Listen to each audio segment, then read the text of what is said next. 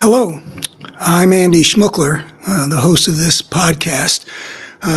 Going to be talking about some interesting and very contemporary subjects today, starting with the idea that the Civil War is still with us. And I'm speaking to you on the western flank of the Shenandoah Valley, up in the mountains. The Shenandoah Valley having been called the breadbasket of the Confederacy. And there's some stuff actually going on in my county that I'll tell you about. I've lived here for over 30 years now, with half dozen years off for New Mexico, which is another story. But I've been here since 92, and I understand how the Confederacy is still alive in this area. And I'll be talking about some things that have to do with basically one of the major historical forces still that are alive and powerful in the American consciousness. The Confederacy is alive here, it is alive in America, and it is very connected with understanding the political crisis in our times. And I look forward to talking about that. Also, we'll be talking some about the this trial that's underway in New York. Not so much about the legal ins and outs, but about the meaning that this trial should be used to convey to the American people, because we have a very important choice coming up having to do with democracy versus fascism. And it's important that everything that happens be used in a wise way to educate the American people about the nature of their choice. So I have a way of construing, it's not about hush money paid to a porn star. That's good for the National Enquirer, as it were. I mean, it's a good tabloid kind of handle, but that's not really the essence of how we should be conceiving it. So I have something to say about that. Also, I want to talk a little bit, probably pretty briefly, but maybe not, about the way that the problems that are playing out in our political arena, this democracy versus fascism battle, is having a very negative effect on American national security, which is, by the way, a field in which I have some actual professional experience. But I'm often trying to establish a certain amount of credibility, and I need to do that because of the nature of this mission that I'm on. That I call myself a man on a mission. It's got to do with my life's work, which has been about putting together an integrative vision of the story of our species, one which is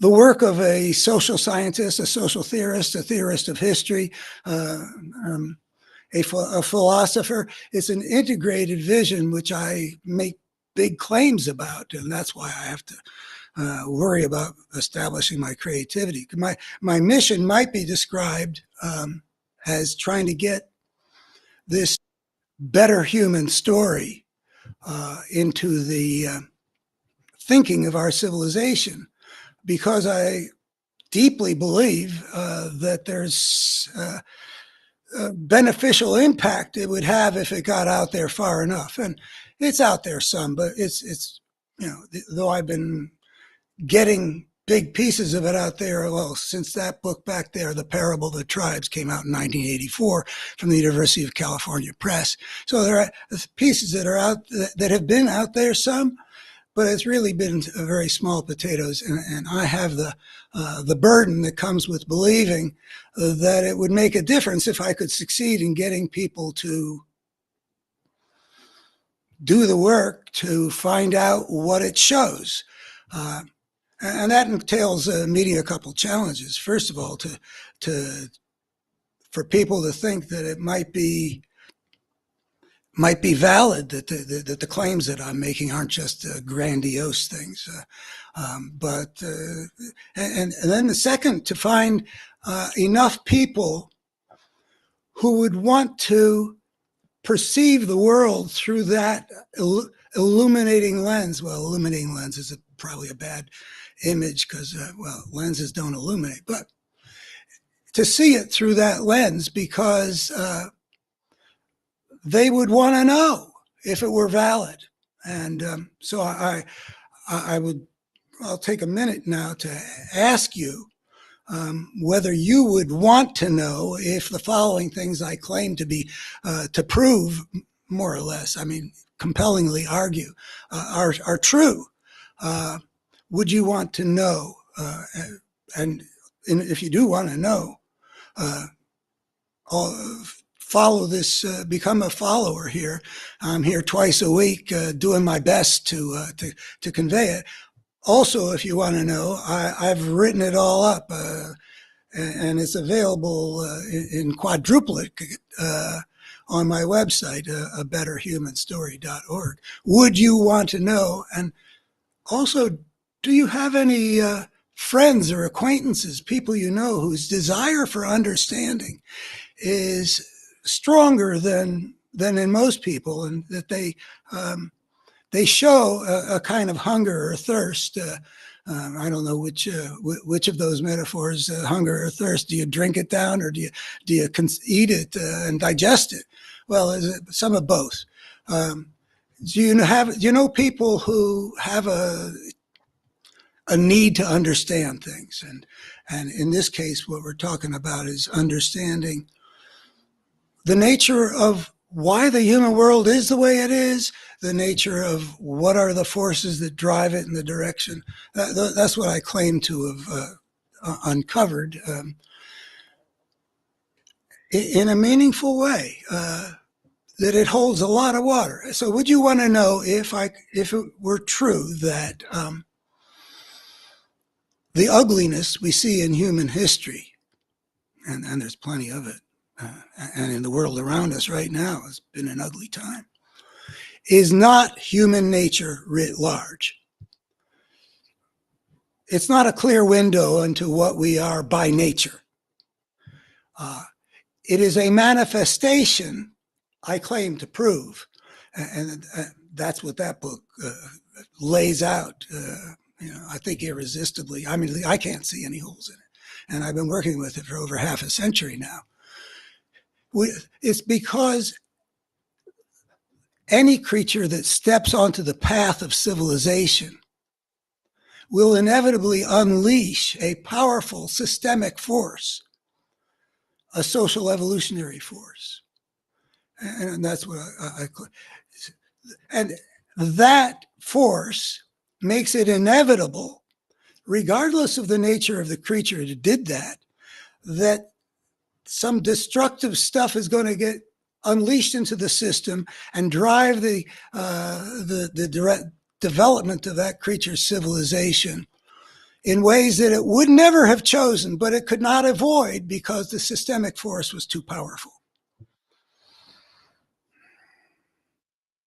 And would you want to know if one could identify actually two coherent forces that are pushing in opposite direction, one toward destructiveness and one toward constructiveness, one toward making the world more whole and more fulfilling and more thriving of life, and one in the opposite direction, making everything more broken? Would you want to know if at the center of the human drama we can identify two coherent forces of that sort that are battling over shaping human destiny?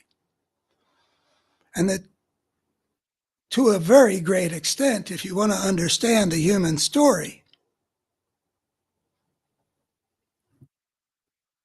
you really should see a centrality of something that looks a lot like what the religious points of view had sort of conceptualized as a battle between good and evil. Only this isn't a religious way to get to that realization. That's what, as a secular world view of using the evidence and reason, that's what my profession has been. And I claim that I show some things. Would you want to know if they were true? Or do you have a friend who'd be willing to try to absorb it? Anyway, that's my mission, is to get that out there. And there are several other components of it besides seeing that the step onto the path of civilization is something unprecedented in the 3.5 billion year history of life that has enormous implications that can actually be seen, but for some reason, even a century and a half after Darwin, it still isn't really focused on, and that is to our detriment, because it uncovers a whole lot of what are the dynamics at work in the human world.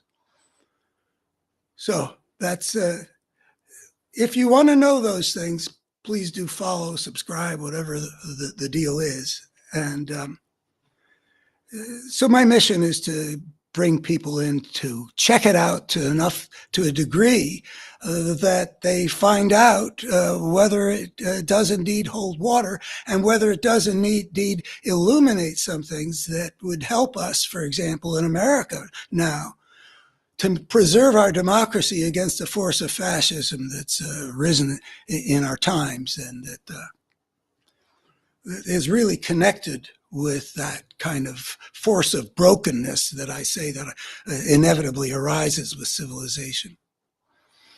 The people with a secular worldview in America, and I think I speak from, well, over 20 years now. Well, no, it's just under 20 years of interacting with the forces of democracy, the liberal side of this broken time. And there has been a widespread failure to see the nature of a coherent force that was rising and threatening. And now it's more visible, but not. It would still help to understand and to perceive it more fully that this force of fascism that's risen in America, it is connected with, first of all, with something we see happening at a global level, but it's also connected with what we can see emerging within human civilization from the beginnings. Sorry about the phone ringing, but that's the way it is. So let's go to the issue of the. Now I'm going to unplug this phone. Well, it's a little late for that. Let's go to the issue of the Civil War. Um,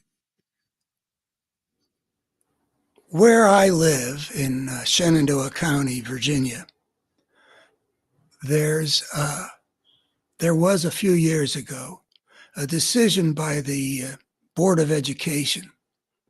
I think this is in the wake of the George Floyd murder. The, the Board of Education decided to rename schools in the district that have been forever named after Confederate heroes. The high school where that one would go to from where I'm sitting right now was had the name Stonewall Jackson High School. Stonewall Jackson being a major Confederate military hero. And from this valley, I might add, the elementary school that a person living here of elementary school age would attend was called Ashby Lee. And both of the names got changed to things that are innocuous. And the school board wanted said that they wanted to send a different message to the world, that we were not an area that was looking backward, but this was a forward-looking thing. And basically it felt that putting out this image that our identity as a people in the Shenandoah County, and the same thing is true up and down the Shenandoah Valley. And by the way, I ran for Congress in this Shenandoah Valley area back in 2012. So, and I had a debate against Bob Goodlatte at a high school south of Harrison that was named after some, I don't remember which Confederate general was. But it is all over the place here. This identity. The school board wanted to, I guess, particularly in the wake of what the police did to George Floyd in Minneapolis, that we are not identified with the slave power. I mean, I didn't have conversations with the school board people. My wife was very much in touch with one of the leaders of that, a very fine woman. And okay, so they actually changed the names. And all hell broke loose. I mean, it was a popular uprising. It was there was a spirit that the Confederacy has always seemed to have available to it a kind of fierceness of spirit. I don't really know that I could say it's different, that if you stepped on somebody else's toes of a different kind, some other value system in America, if you named it after somebody who had been a wife beater or something I don't know. But it is recognizable that there's a ferocity that's been present in the Confederate spirit, I think, for a very long time. Like even during Reconstruction, and the ferocity of the Ku Klux Klan, and the way that Jim Crow South expressed some of its very important passions through lynching black men. But anyway, the school board made a decision. a big swath of the population rose up in rebellion. Rebellion, get it? Ha! Yeah, there's a "don't tread on me" kind of spirit there. Um, and pretty soon, through the electoral process, I mean, there were public meetings, and it's really kind of ride them out on a rail, tar and feathers kind of thing going on. And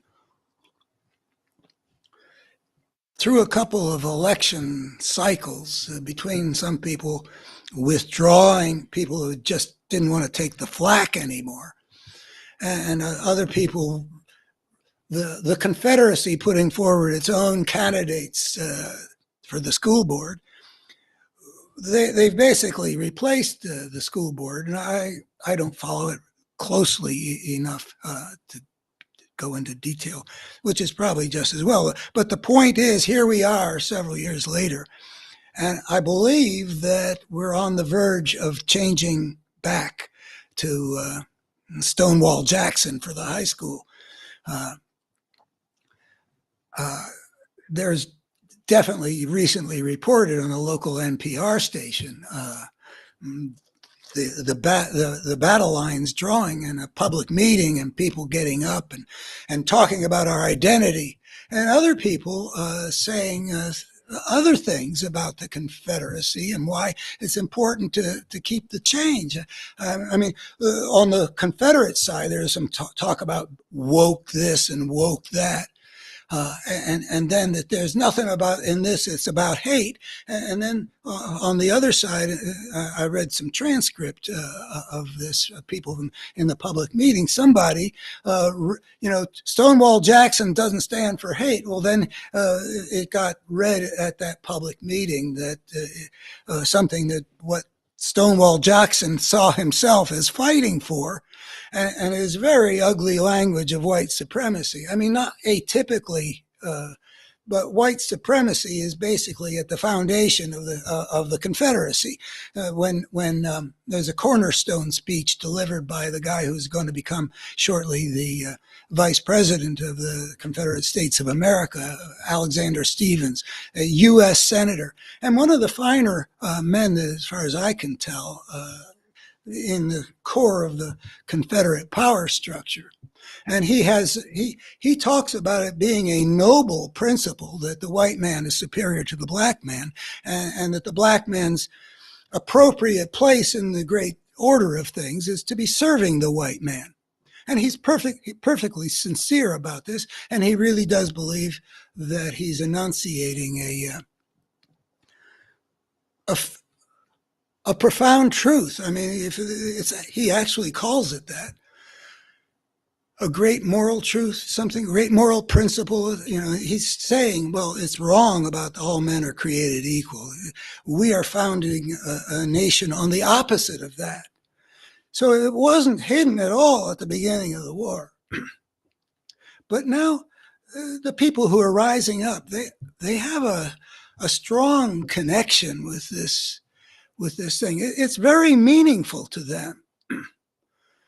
And when that woman says it doesn't stand for hate, I've gone down to my wife's high school reunions. She's from the Midwest and the North and Seattle and stuff like that. But from 7th grade on, she went to a school in Jacksonville, Florida.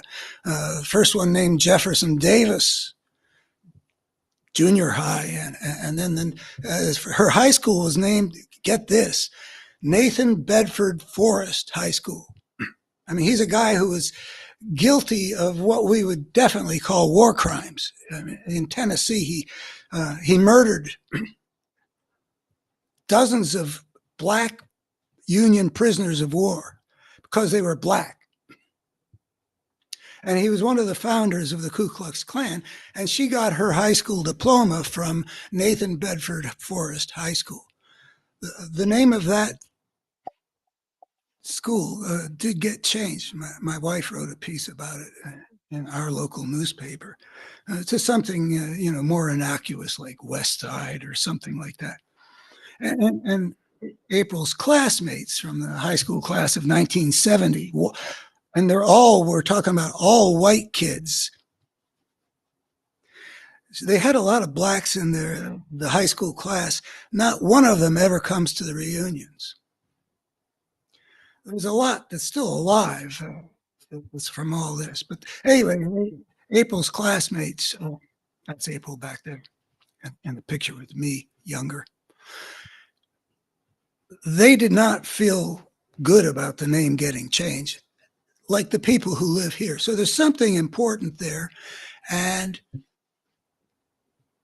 there's not a consciousness really very clear about the real nature of what it is they're making the core of their identity. I'm not sure exactly how they would articulate what it stands for, but I did some radio for 10 years here in the Shenandoah Valley, and I had discussions about a lot of things, excuse me, including a couple of discussions about the Civil War and the Confederacy, or they might call it the War of Northern Aggression, which is another distortion. But they've got this connection. I wrote a piece for the local newspaper where I offered a couple of judgments about what the school board had done. I wanted to affirm the basic truth and importance of that the Confederacy is really not what you should be putting at the core of your identity. I don't remember exactly how I put it, but I'm going to be reading you a couple of things that I've written, so you'll see what I. But on the other hand, I thought that they went about it in the wrong way. What's important isn't the name of that's lettered on the building. I mean, if it says Stonewall Jackson or Mountain View or whatever it says, that's not an important change. Well, maybe they thought it was important because they're thinking that it sends a message to the outside world. Not a biggie. What's important is how people are understanding who they are, what they should be standing for, what our history means. And at that level, changing the name on the school, getting rid of Stonewall Jackson, while the culture is still what it was inviting a problem. You want to change the consciousness of the culture so that the messages that we send out to the world, fall appropriately from having ripened on the tree. But they went about it the opposite way. Basically, it was just a provocation. By making the change when nothing really fundamental had changed in the consciousness of the people and the allegiance of the people, you just provoked the spirit of the Confederacy to rise up again. So what I had suggested to the woman, and I suggested at this point, it was early on, so I think it could still have been implemented, a step back and, okay. What I had suggested was a way of organizing a series of meetings that would be a combination of educational, like the people who really know something get a chance to tell an audience something, and the people in the audience get to express what they want to express and have it in some way moderated so that there would be an educational process. And maybe the consciousness would move enough so that you could change the names on the school, or maybe you would end up with saying, no, we haven't gotten to the point where we can do that yet. and but I have my own access to this Confederate spirit that's out there. I mean, a Confederate spirit that you can't help but encounter here. When I drive home from some place that required me to get on the interstate, which is I-81, I drive from Mount Jackson out west into the foothills or mountains. I mean, we call them mountains, I guess, here. But if you've lived in the West, it's more like hills. Um, and I will pass by three homes probably that are flying the stars and bars. Um, they're saying something to the world about where they are. And they probably think that they're being, what they stand for is noble, that they were imposed upon, that they were the victims, Northern aggression. It was just about states' rights, don't tread on me, that it was a noble lost cause. And I, for a couple of years, for family reasons, I was actually making a living rather than pursuing my mission. Uh, and that making a living involved teaching American history and some other things. And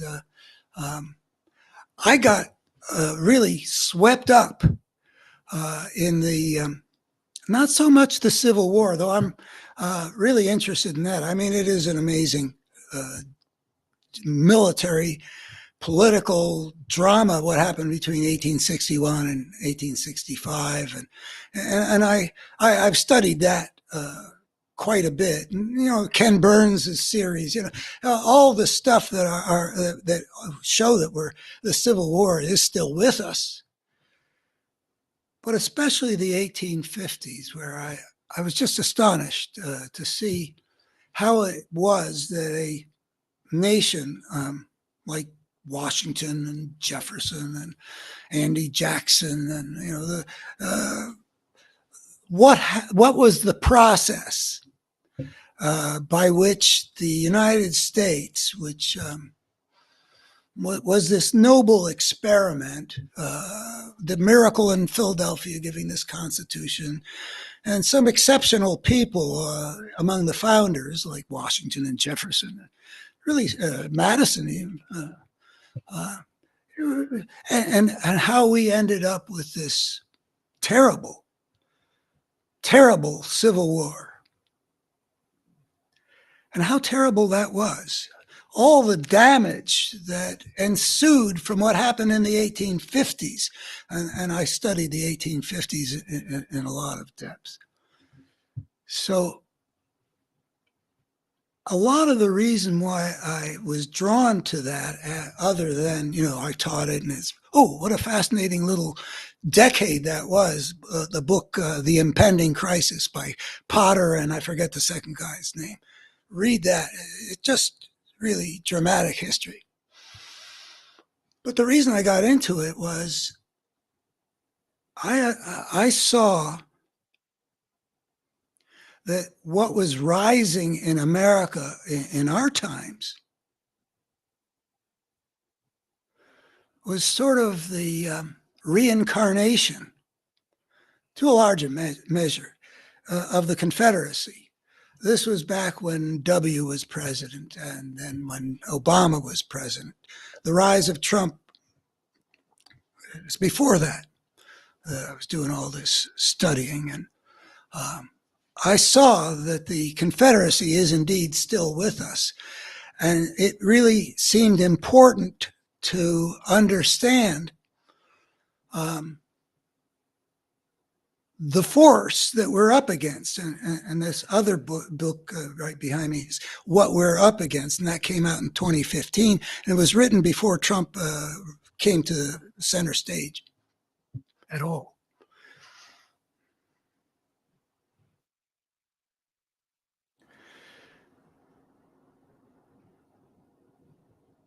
So I'll get to that.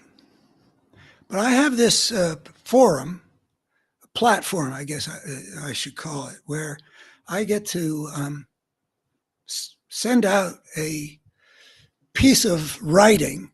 And, here I'm speaking in a medium that I'm okay with, but I was trained to lay things out in words. That was, from very early on. So I get to send an op-ed piece that runs in a couple of the major newspapers in the congressional district where I ran for Congress in 2012.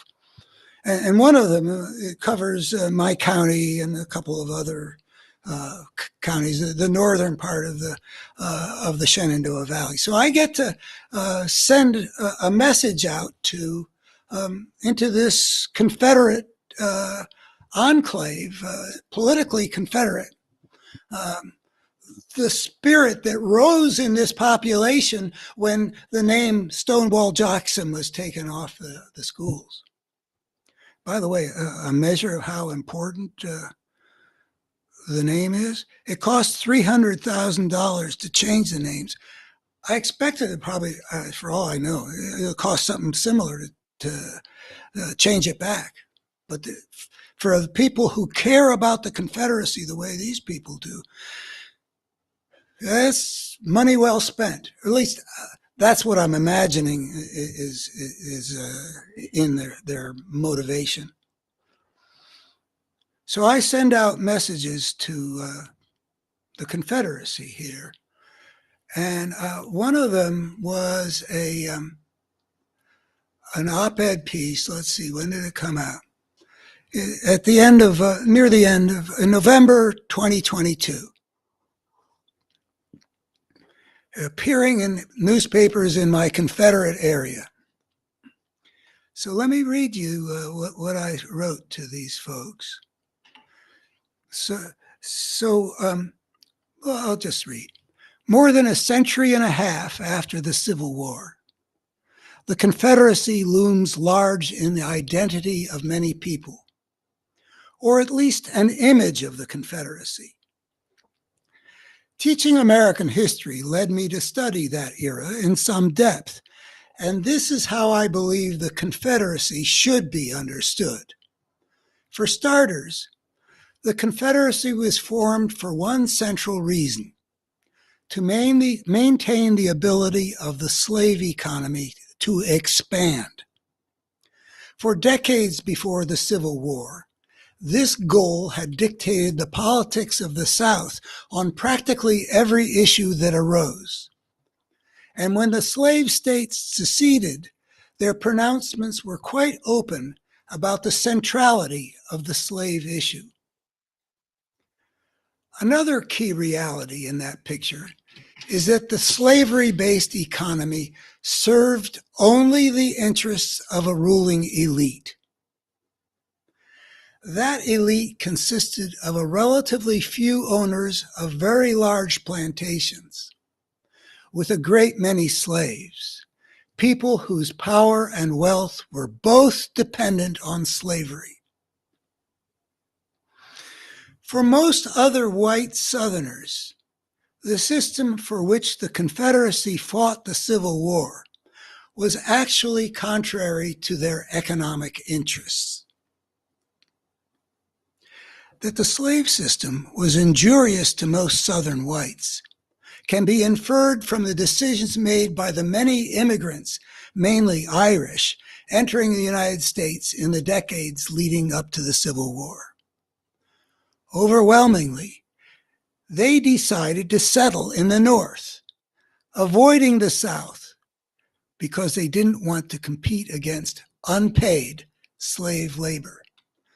They understood that the slave system impoverishes paid workers, which means it kept most poor Southern whites poorer. The slave-based economy inevitably generated great inequalities of wealth and power between a ruling elite and the rest of the whites. The economy of the North did not generate inequalities of that magnitude until the latter part of the 19th century. Generations of such inequality, starting 2 centuries before the Civil War, enabled this elite to shape the region's culture to serve its own purposes. We can infer such power from the striking fact that the ruling elite was able to raise an army, mostly of men who'd be better off if the slave system disappeared, to fight for that system. They were persuaded that Southern honor was insulted by criticisms of the South's great peculiar institution. What starts coming into focus is that the ruling group behind the creation of the Confederacy and the choice to go to war was bound to be shaped in both thought and character by the spirit of domination. Slavery itself, of course, is an extreme form of domination. And unsurprisingly, this dominant class, dependent on slavery for both power and wealth, developed an ideology that justified their ownership of the human beings they enslaved. On the eve of the Civil War, and this repeats something I said a little while ago, on one of the Confederacy's best leaders, its Vice President, Alexander Stevens, provided the rationale for that domination and for the formation of the Confederacy. Our new government is founded upon exactly the opposite of the idea that all men are created equal. Its foundations are laid, its cornerstone rests upon the great truth that the Negro is not the equal to the white man, that slavery subordination to the superior race is his natural and normal condition. The system that shaped the thought of the South's ruling class also, over the generations, had shaped that class's character. One big slaveholder, the very one who'd also written that all men are created equal, that is Thomas Jefferson, wrote about the morally corrosive effects of slavery. Just a second. This is a quotation from Jefferson. The whole commerce between master and slave is a perpetual exercise of the most boisterous passions, the most unremitting despotism on the one part and degrading submission on the other. The man must be a prodigy who can retain his manners and morals undepraved by such circumstances. In other words, you're going to be partially made into a kind of a monster on the issue of domination by the system and the role it thrusts the slave owner in it. Nonetheless, Jefferson did not free his slaves. Not only had this class achieved domination over their slaves and over the rest of its region's white population, but also from the founding of the nation in 1789 to the election of Lincoln in 1860, they had been dominant in the American government. The historical record shows that the slaveholding class was disproportionately represented among the presidents, the speakers of the House, and the justices of the Supreme Court. And then I have a parenthetical. The Constitution itself helped confer that dominance, for example, with the 3/5 rule that gave the rulers of the slave states virtual proxy votes for all the slaves they owned. I mean, think about that 3/5 rule. That's a whole nother topic. I mean, the North really blundered in going to that. Okay, going back to the text here.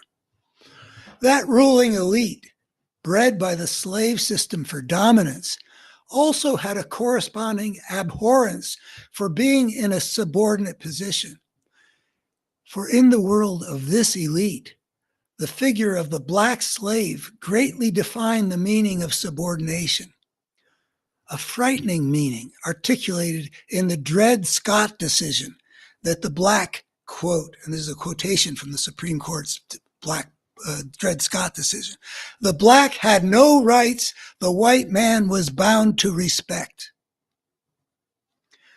Those two passions, the passion to dominate and the passion to avoid the humiliation of being like a slave, combined to drive that ruling elite to refuse to accept living under a president-elect who opposed them, and then to refuse to submit their fate to the rule of law to settle the disagreement about their right to break up the Union. This, the insistence on domination, the manipulation of those who died in their service, the refusal to submit to the order that had put them on top for 80 years, is the spirit behind the Confederacy that generations of Southern whites have been persuaded to idolize. Can you spot the major elements of this basic pattern that are visible in America today? I wonder how many of the readers took on the challenge of that last sentence. But basically, I was pointing at the end there to all the ways in which the political force that the same people in this conservative, red, Republican, Trump-supporting area are recapitulating so much of what went down here before. It is the spirit of the Confederacy. Now, in a lot of ways, the arrival of Trump sort of muddied those waters. But if one looked at a whole lot of things about the elections of 2000, 2004, 2008, and all the way up to 2016, and you asked, where is this Republican Party that was changing in some fundamental ways over the course of a generation? Where was it getting its votes? And even as the Republican Party was becoming an abnormal thing, and you would see that the Confederacy remained a kind of a political unit. It wasn't the only place where this force had sway. But if you look at a map right now, and people put out a map of where is abortion banned and where is it legal, the various states and colored, Virginia, where I'm sitting right now, is the only state of the Confederacy that is not this dark red color or dark maroon color, or whatever the map is these days, that shows the Confederacy is still acting more or less as a political unit. But in addition to that, there was something visible to me, which was why I went into studying the Confederacy.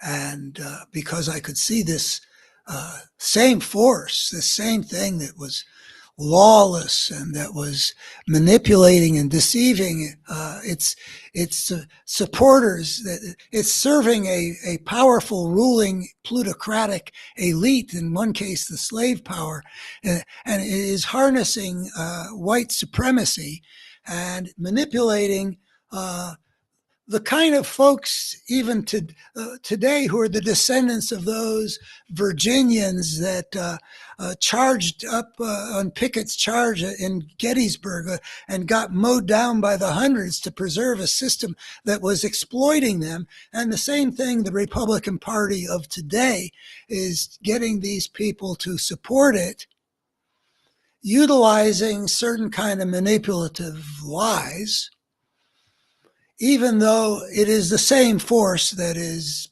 basically responsible for a lot of the pain and frustration that these people have in a system that is increasingly organized to take power and wealth from average people and give it to the people who already have the most power and wealth. And I'll come back to the issue of lawlessness because I have a separate piece about the act of secession that puts into an interesting light this whole big lie of today. But back before Trump,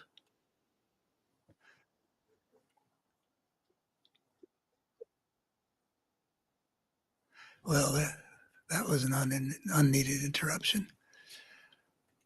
On Huffington Post in the fall of 2014, I wrote a piece, which I'll read now, called "The Spirit That Drove Us to Civil War Is Back." And I lay out some of these parallels, and maybe that'll be helpful for showing sort of a coherent force that we get to see, that after a century and a half, we can still see it operating.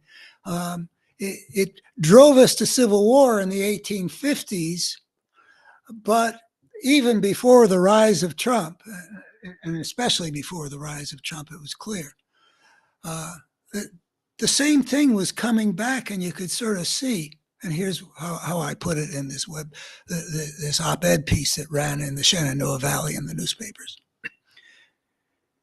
It's like facial recognition technology. If the features match up, you conclude it's the same guy. So it is with the match between the force that drove us to civil war more than a century and a half ago and the force that has taken over the Republican Party in our times. In both cases, we can see an elite insisting on their liberty, by which they mean the freedom to dominate. With Citizens United, that's a Supreme Court decision, in our times, the corporatists have declared that their freedom of speech gives them the right to buy our elections, unfettered by any concerns about the rights of the average citizen to have an equal say in their government. You know, buying elections versus people having a say in their government. Back in the 1850s, the slaveholders insisted that their liberty meant that they had the right to take their human property anywhere in the American territories, an insistence that swept aside the previously respected concern of millions of their countrymen that there be regions of the country free of slavery. This is where Dred Scott seemed to be threatening to take the country, that after decades of compromises about free, Missouri Compromise and the Compromise of 1850, they were insisting that their liberty be interpreted in such a way that the whole country become not divided between free and slave, but all slave because of their rights of liberty. In both cases, the uses of the structures of American democracy was combined with a contempt for the democratic values that inspired our founders. Nowadays, the Republicans have made a national effort to pass voter ID laws to address a non-existent problem of voter fraud, a campaign that is itself a fraud, whose transparent intent is to disenfranchise the vulnerable, whose champions are their Republicans' opponents. Back in the years leading up to the Civil War, the slaveholders banned the distribution of anti-slavery writings and sometimes suppressed anti-slavery talk by violence. Another parallel. In both cases, the elites driving the polarization of the country justified their dominance by distorting, in belittling ways, the humanity of those they sought to exploit. Today, the Republicans talk about the 47%, the half of the country that they characterize as takers. This is a reference to something that Mitt Romney was recorded saying in what he thought was a private kind of elite gathering, where he talked about the 47% of Americans as takers. Even though many of those 47% work multiple jobs just to make ends meet. And these Republicans vote to strip them of unemployment benefits at a time of massive joblessness. This was in the wake of the financial crisis, in the mistaken belief that only desperation will get these lazy people to work.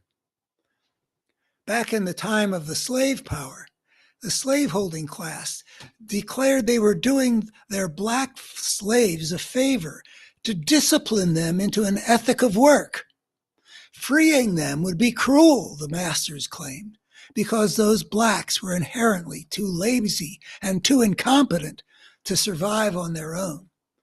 And this is the kind of thing I learned when I studied the 1850s and those arguments that the nation got polarized around. In both cases, the slave power leading up to the Civil War and the rise of this different kind of Republican Party, the idea of compromise became a dirty word as the inflamed insistence on getting everything one's own way took hold of the inflamed side. I am claiming, I think with good reason, that both in the rise to the Civil War and in the rise of this embattled, polarized American political scene that's developed over the last generation, it is the South in one case and today's Republican Party that have been pressing the battle, that have been insisting on on triumphing over the other side, rather than finding ways to cooperate for compromise. Today's Republicans do not seek compromise. And that's really demonstrable, but I'm not going to go into it now. I mean, you can still see it. You can see it in today's House of Representatives, but this is back in 2013 and 2014. I'm putting out this idea about this is the same spirit that possessed the South now possesses a big chunk of America, including, you can see, the Confederacy. Today's Republicans do not seek compromise. And the dynamics of the party are such that anyone who works toward compromise is demonized and run out of office by a challenge from the more extreme, uncompromising wing of the party. Yeah, right now in this week, we're going to be seeing this issue. You do not work with the other side. You know, aid to Ukraine is something that would pass with a huge majority in the House if it could get to the floor. But the party's being run by a spirit in which compromise, working on rather than picking a fight over something, working to find some kind of common ground, and Ukraine aid would be common ground. It's possible that Mike Johnson will be losing his speakership because compromise, working with Democrats, it has been such a kiss of death. I mean, you saw it. I think it was first dramatized. A Republican senator from Utah got primaried from the right, or it wasn't a primary, I think it was a caucus in Utah. He got dethroned because he had worked with a Democratic senator from Oregon, Ron Wyden. I think it was on health care. No, no, no, that's not what we do. We don't compromise. We don't find common ground. We fight. Okay. And then making the connection.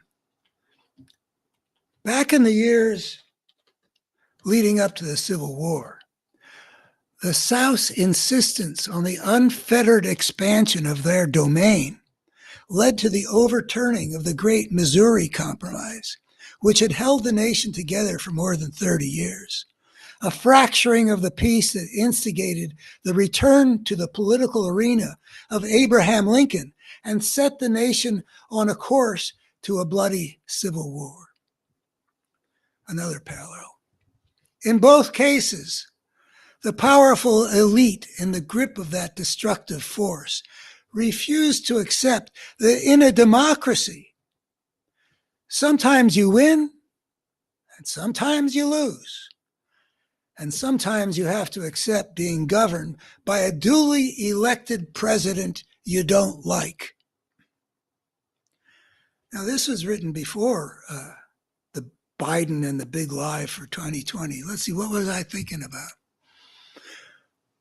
Well, when Barack Obama, even before he got inaugurated, the Republicans met and decided to make his failure their top priority, a completely illegitimate position to take if you believe in the Constitution, where the president is somebody that the people whose will is supposed to govern have hired to do a job. And everybody's obligated to respect the will of the people, which is let them do the job. I mean, the presidency is an important role in the American political system. The American people want the people they put in position of power to be able to fulfill that job in a good way, which serves the good of the people. The Republican Party, even back in 2008-9, did not treat the president that got elected by the people as the legitimate wielder of the powers of the president, player of the leadership role a president's supposed to take. Today's Republicans have everything have done everything they could to nullify, like no other opposition party in American history. They have refused to accept the temporary minority status to which American voters have consigned them. Blocking the president from performing the function for which the American people hired him has been their top priority. Back on the eve of the Civil War, the Southerners, who disproportionately dominated the upper echelons of the national government from the time of its founding, considered the election of Abraham Lincoln an intolerable insult and promptly made a unilateral decision to break the Union apart. They then raised an army to defend that decision rather than accept the outcome of the democratic process and regroup for the next election. As with facial recognition, the configuration of the features tells us this is the same ugly thing come back again. And then I talk about one of the, in my upcoming series, and this is on Huffington Post. This got published in 2014. And in 2014, I also published a series of articles really showed the whole integrative vision from the American crisis all the way to the forces that have been at work in civilization from the beginnings of our stepping onto that path. I will be expanding on the ways in which disturbing patterns match up between these two eras. In those later postings, it will also be explained how it is that such patterns can endure and re-emerge in a cultural system over the course of generations. And there I'm alluding to this. Such patterns can endure and reemerge. In other words, if you actually see that something that you can see in the pattern of events and words and developments from 1850 to the outbreak of the Civil War, if you can see that the same thing is sort of become a major destructive player on the American political stage in the period. Well, I'm saying that I could see it from the rise of Rush Limbaugh and Newt Gingrich back in the early 90s, but in any event, from W onward for sure. And there's something that's moving through history and can re-emerge. That raises some interesting questions about how do things move through time in the human world? And that's part of a big part of, there are different kinds of forces, different ways of perceiving them. This is a destructive force that inflicted a huge wound on America, from which we have not even healed, this Civil War. So that my county is still wrestling with all this, including the lies.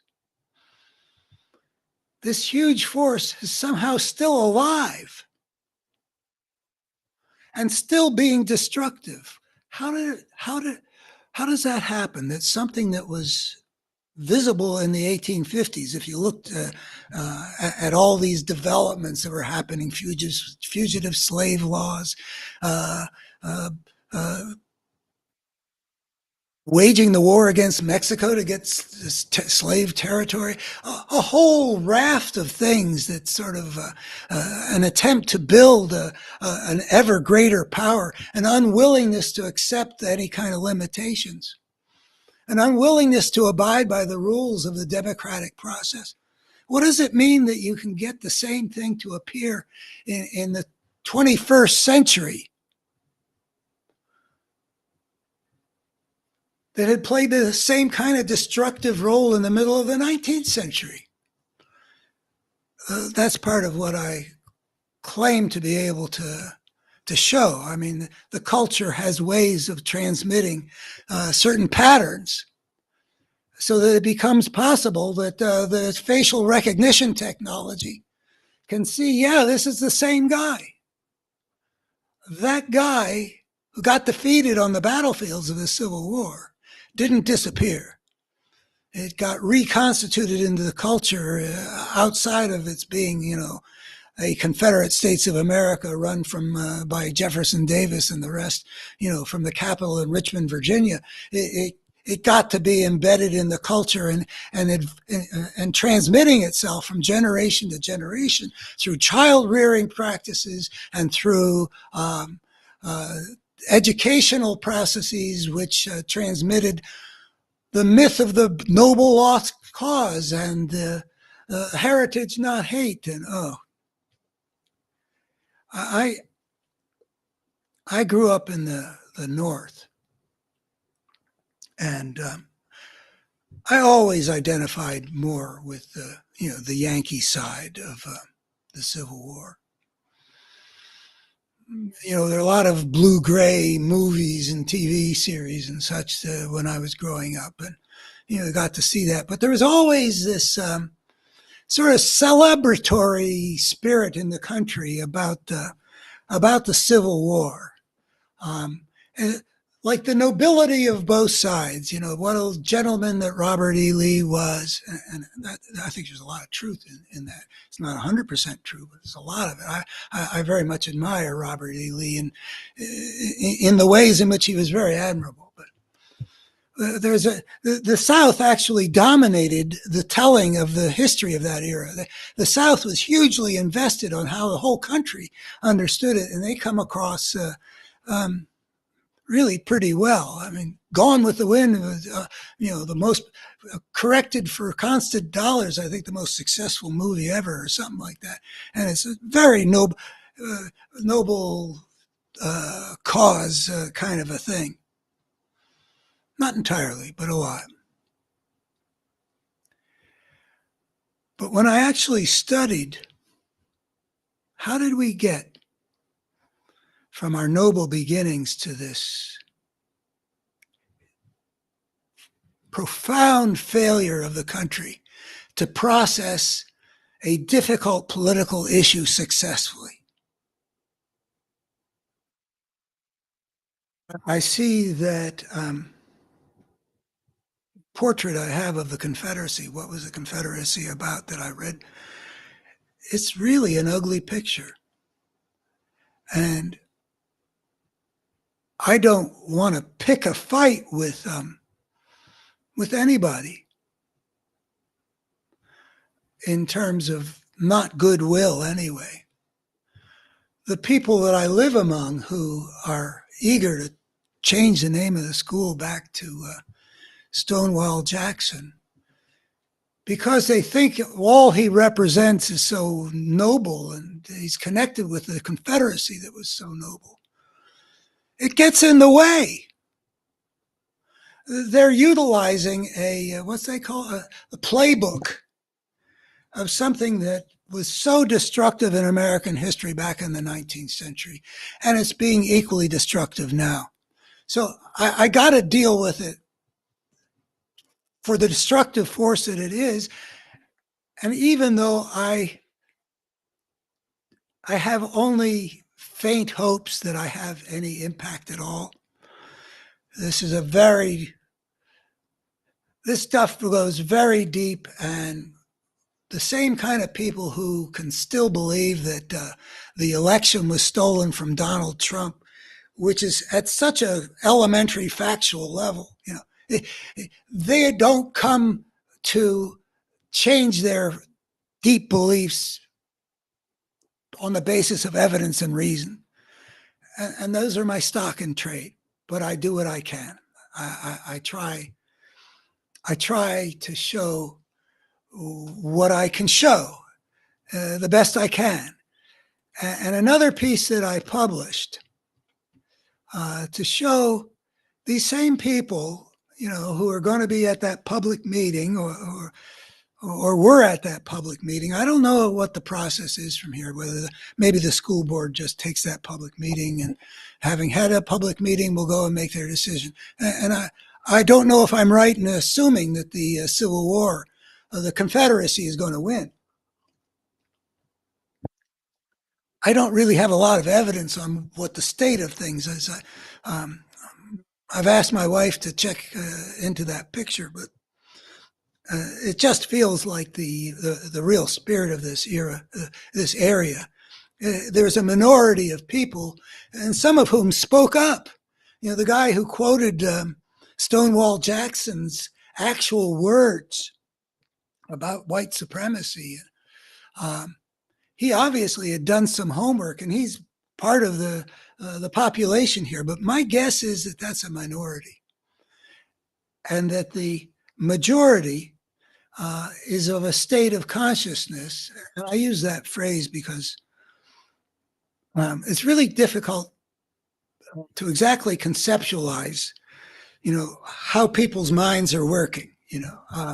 So I use that phrase because it covers a whole lot of terrain. And one of the characteristics of the state of consciousness I'm talking about is that in spite of reason, argument, evidence, facts, this state of consciousness can hold fast to things that are contradicted by what I consider the obvious truth based on how I come to my conclusions.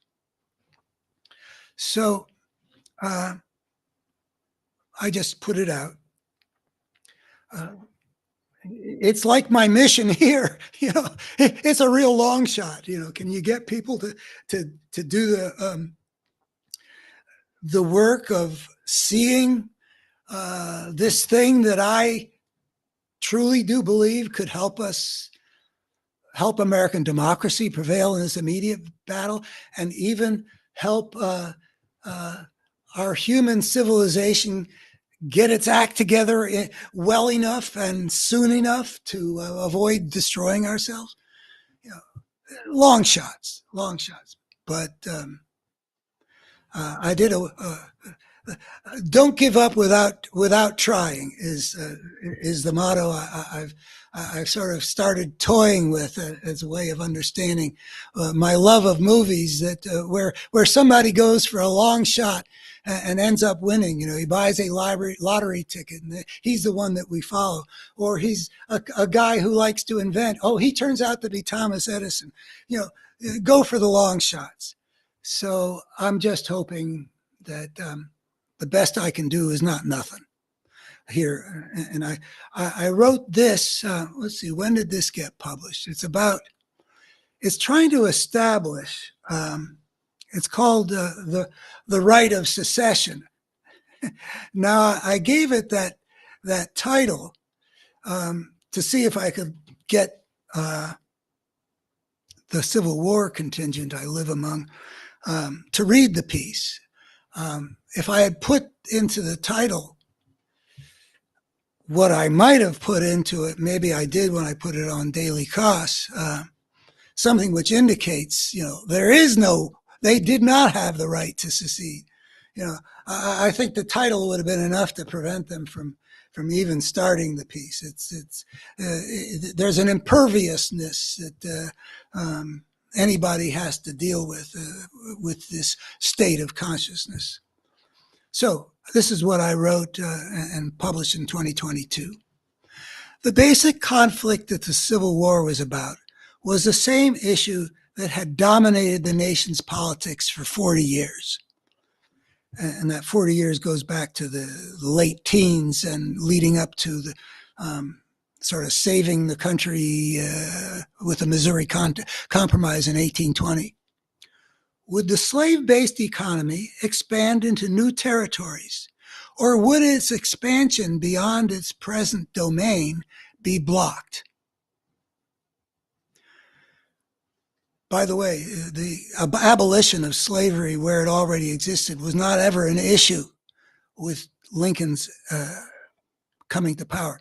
He said he didn't have the power to affect slavery where it already existed. So it's all about expansion of slavery's empire. But it was another related disagreement that brought that disagreement out of politics and into war. Did the South have the right to secede from the Union and form its own country? The leaders of the South claimed that right, while the President of the United States maintained the Constitution did not allow it. Had I been a judge, presumably on the Supreme Court, with the job of resolving that dispute, I might well have agreed with the South. That is my leaning anyway, as I have sympathized with the drive for Scottish independence from the United Kingdom. And I appreciated the peaceful way the Czechs and the Slovaks, combined for many decades into Czechoslovakia, went their separate ways and became two sovereign nations, like the Czech Republic and Slovakia. By the way, I could add, which I didn't hear because of word limits, that I have a lot of sympathy for the Catalans in Spain. But in the United States, the question of the right of secession had never been resolved. The South's slaveholder class had long asserted such a right. But the powerful arguments were also made to the contrary, in particular by Abraham Lincoln. When the leaders of the South decided to form their own country, they had two legal options available to them. They could just accept the authority of the president, who forbade secession, and remain in the Union. Or the South could take the issue of secession to the Supreme Court, hoping that the Supremes would agree that the South's secession could move forward. But instead of either of those constitutionally permitted options, the leaders of the South simply took it upon themselves to defy the President of the United States and prepared to fight a war to assert a right that was still in dispute. Let me add something at this point, parenthetically. This argument I'm making here, that it was a lawless act, is my own. I'm a little bit uneasy with the fact that despite all my studies, I've not seen this argued this way. It may be out there, it might, but I would have thought I would have come upon it. But on the other hand, I find the argument compelling that the South doesn't, that in America, citizens don't have the right to simply say, this is what the Constitution means. And, when we have a disagreement about what the Constitution means, the Constitution says this is how we resolve that Constitution, and the South didn't do it. So, going on. Whether or not the South did have the right to secede, it is crystal clear, and this is what I'm claiming it's clear, that the South had no right to do what it did. No group of citizens in dispute with the government of the United States has a right to simply impose their position unilaterally and by force. Only the Supreme Court could have conferred the right to secede, and that issue had never been brought before them. Though as a judge, I might have agreed that the South could secede if I had been president, like Lincoln, having taken an oath to defend the Constitution and assure that the laws are faithfully executed. Faced with what was clearly a lawless act of insurrection, I would have felt constitutionally required, as Lincoln felt, to use whatever force was needed to put that insurrection down. Although the question of the right to secede was surely important, far more fundamentally mental is the question whether disagreements will be settled by the rule of law or the rule of force.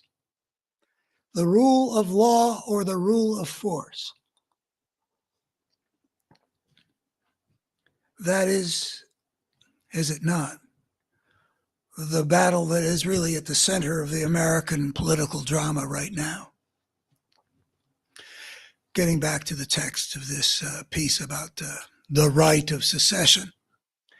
Indeed, that is the essence of the American Constitution, our fundamental American covenant. We will resolve our conflicts according to the rules. By that means, Americans can avoid the nightmares that ensue from having disagreements resolved by illegal violence. And at the center of my better human story is the idea that when you break through into out of the order in which you evolved biologically, you descend into inevitably into a war of all against all. So not resolving disagreements by violence is a central task from the beginnings of civilization, because the rise of civilization is inevitably accompanied by an unregulated system in which a war of all against all means that those that can prevail through where violence is the means of resolving things will get to control the world. That's why the ugliness we see in human history is not human nature writ large. But we Americans in this constitutional system resolve our differences through the courts. That substitutes an agreed upon form of fighting that allows for the rule of law and not just the strong do what they can and the weak suffer what they must. Indeed, the great achievement of the founders of the United States was to set up a system by which the nightmares of history, during so much of which the course of human affairs had been decided by violence and bloodshed, could be overcome by a system of rules established with the consent of the governed. The South's arrogance unto its arrogation unto itself of the right to impose its position in this major dispute by force of arms was a violation of the American covenant. Their illegal assertion of will dragged the nation back into the terrible war of all against all, that anarchic problem of power uncontrolled. The subtitle of that book, The Parable of the Tribes, is The Problem of Power in Social Evolution, that had darkened the pages of the history of civilization for millennia.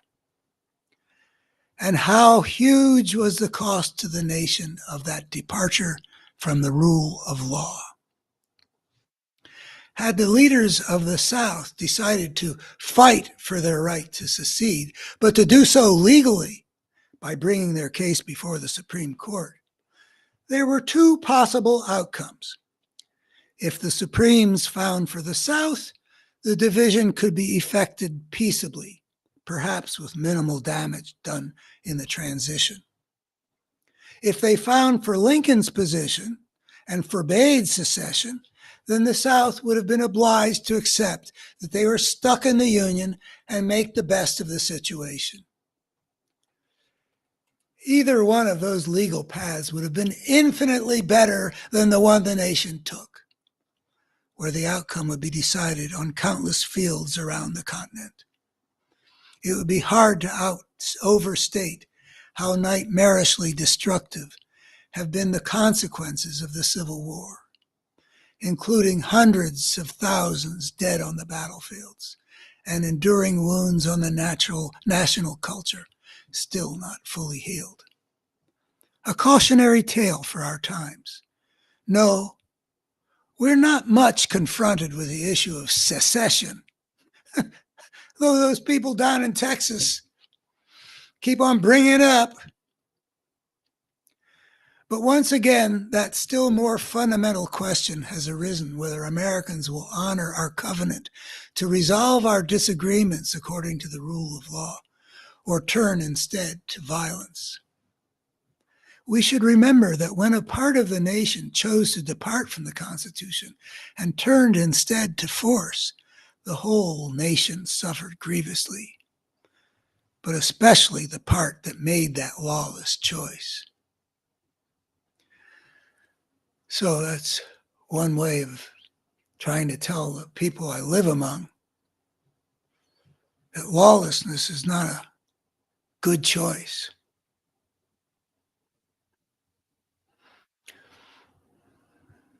But to go back to just fairly briefly, that the sort of incredible discovery, if you agree with me about that facial recognition thesis, that the parallels are so striking that you can see that there's a constellation of patterns, forces, attributes, tendencies, characteristic of the South in the 1850s into the Civil War, and characteristic of the Republican Party whose home base of power lies in the same territory, in the same culture. The question arises, well, how do you get something like that transmitted through time, and what does that show? And I'll just say that there are several ways that I believe that I can show the reality, the discernible reality of a destructive force that inevitably emerges with civilization.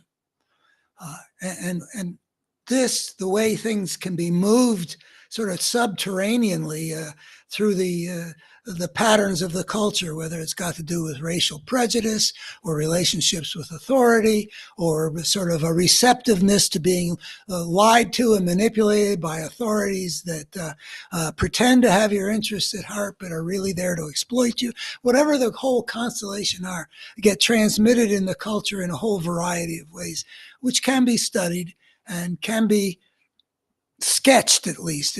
I mean, I don't claim to have drawn them way out, but I do say that if you read what we're up against. There's a passage, I'd say it's pages 146 to 154, that's got to do with the transmission of this ugly face of sort of white supremacy, greed, with insistence on domination, willingness to violate the law to get what you want, unwillingness to play by the rules. You can see this kind of a ugly face, and it gets transmitted so that though the Republican Party under Eisenhower or Reagan and the first Bush was not dominated by this thing, there was something available that managed over time to essentially take over the party. Something it overcame a lot of the decent stuff that had been in that party, and it was not adequately battled by the other side, which is, and by the way, you can see a parallel of the Union in the early 1850s gradually joining the battle, but being several steps behind the South in intensity in the early going of and there being such a commitment to appeasing the South that you can sort of see in the liberal America as this force took over the Republican Party, not really recognize that there's something rising here that was going to have to be taken on.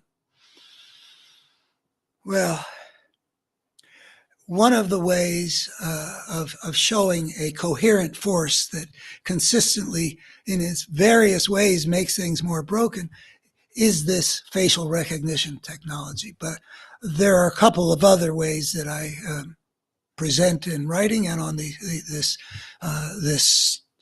sequence of having to do with the reality of a destructive force that inevitably emerges and that moves a pattern of brokenness that you can see moving in shape-shifting ways through a human world over time.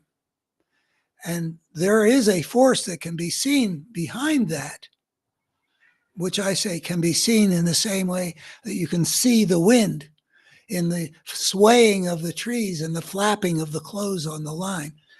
If you're interested in seeing whether I actually do show that discernible reality, please go to a betterhumanstory.org and put in the search block discernible. And that'll take you to a piece where I think that I show that reality. That is a part of the picture, the coherent, integrated picture that I have to offer. Now, wanting to switch to another place of where this battle between the forces of democracy and the rule of law and the forces of fascism and lawlessness takes place, and that is the main story of this week, at least on cable channels. Is that Donald Trump is on trial. And it is regrettable, I think. A lot of people think it's not the most important case. The January 6th case is the most important case.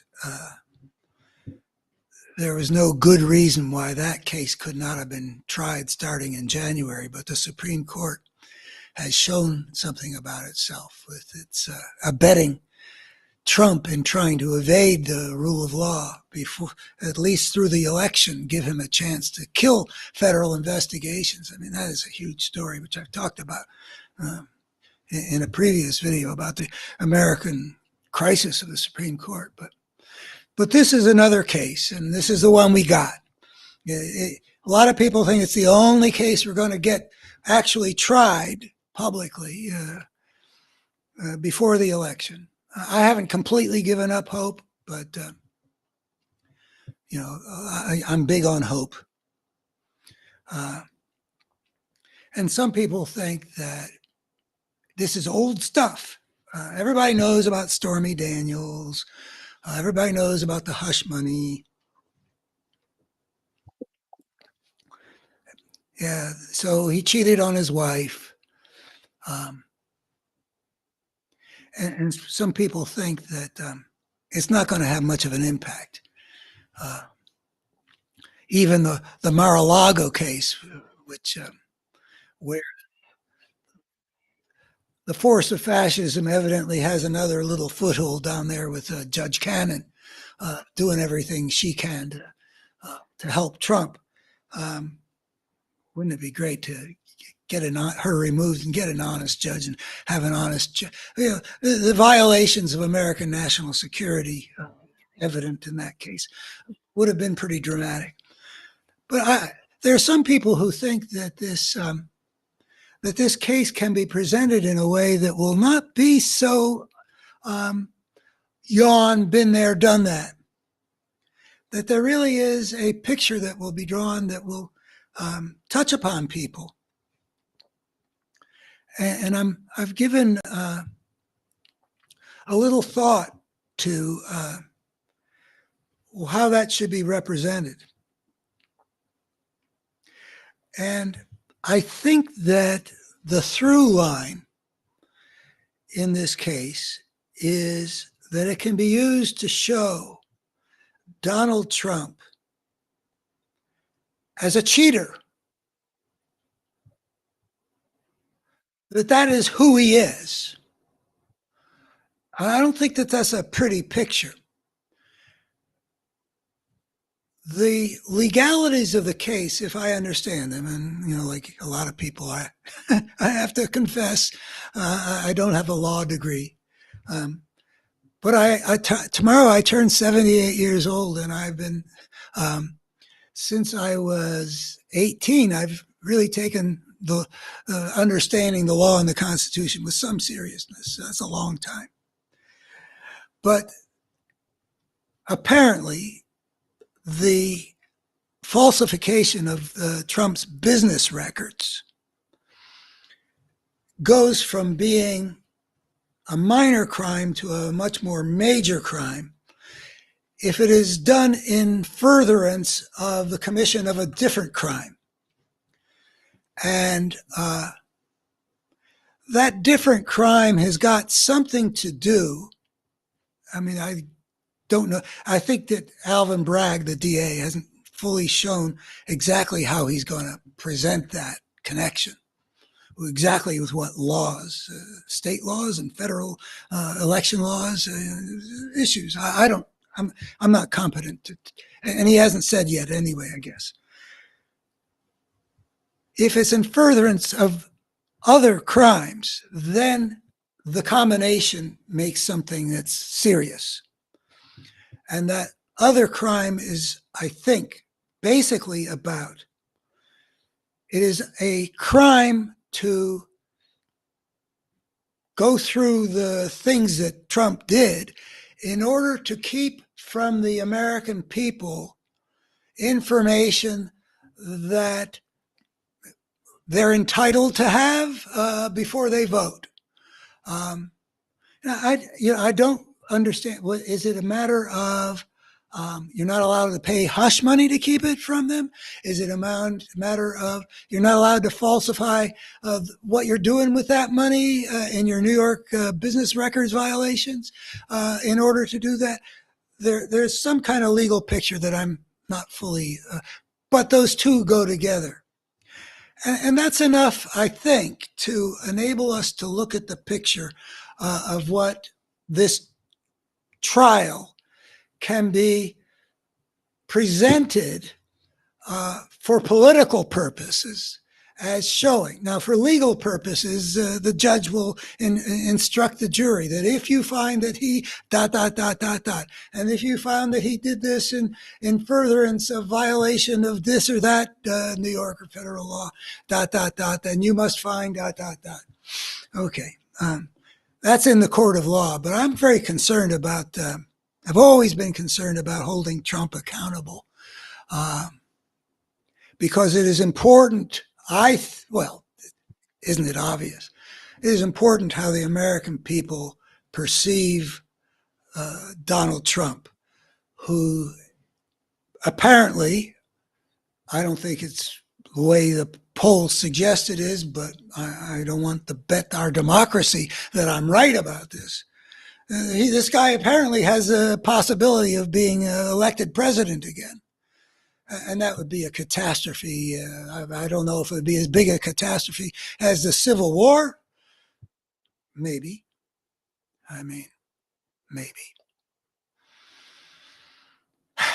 But the political aspect of it is important. So I regret that that these trials are not televised. I mean, it seems to me that we've got a huge public interest in seeing these realities. I mean, people are going to be making choices. What is it? This is the fourth month. This is 6.5 months from now.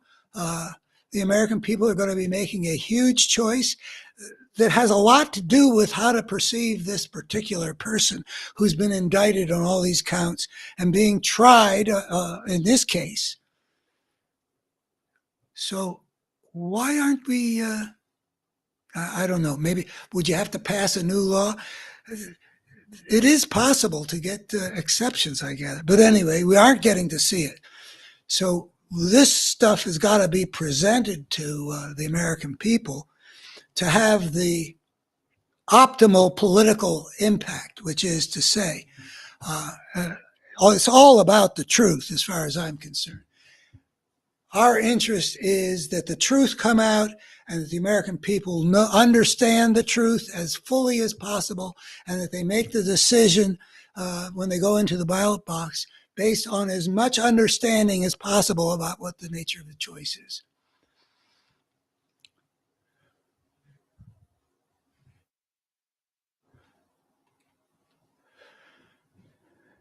Yeah. So I think that the through line again is that he's a cheater. Maybe we wrap into that the fact that when he's going off with this porn star, his wife just had this baby of his, and he's cheating on her. Well, that tells you something. And they're going to be able to present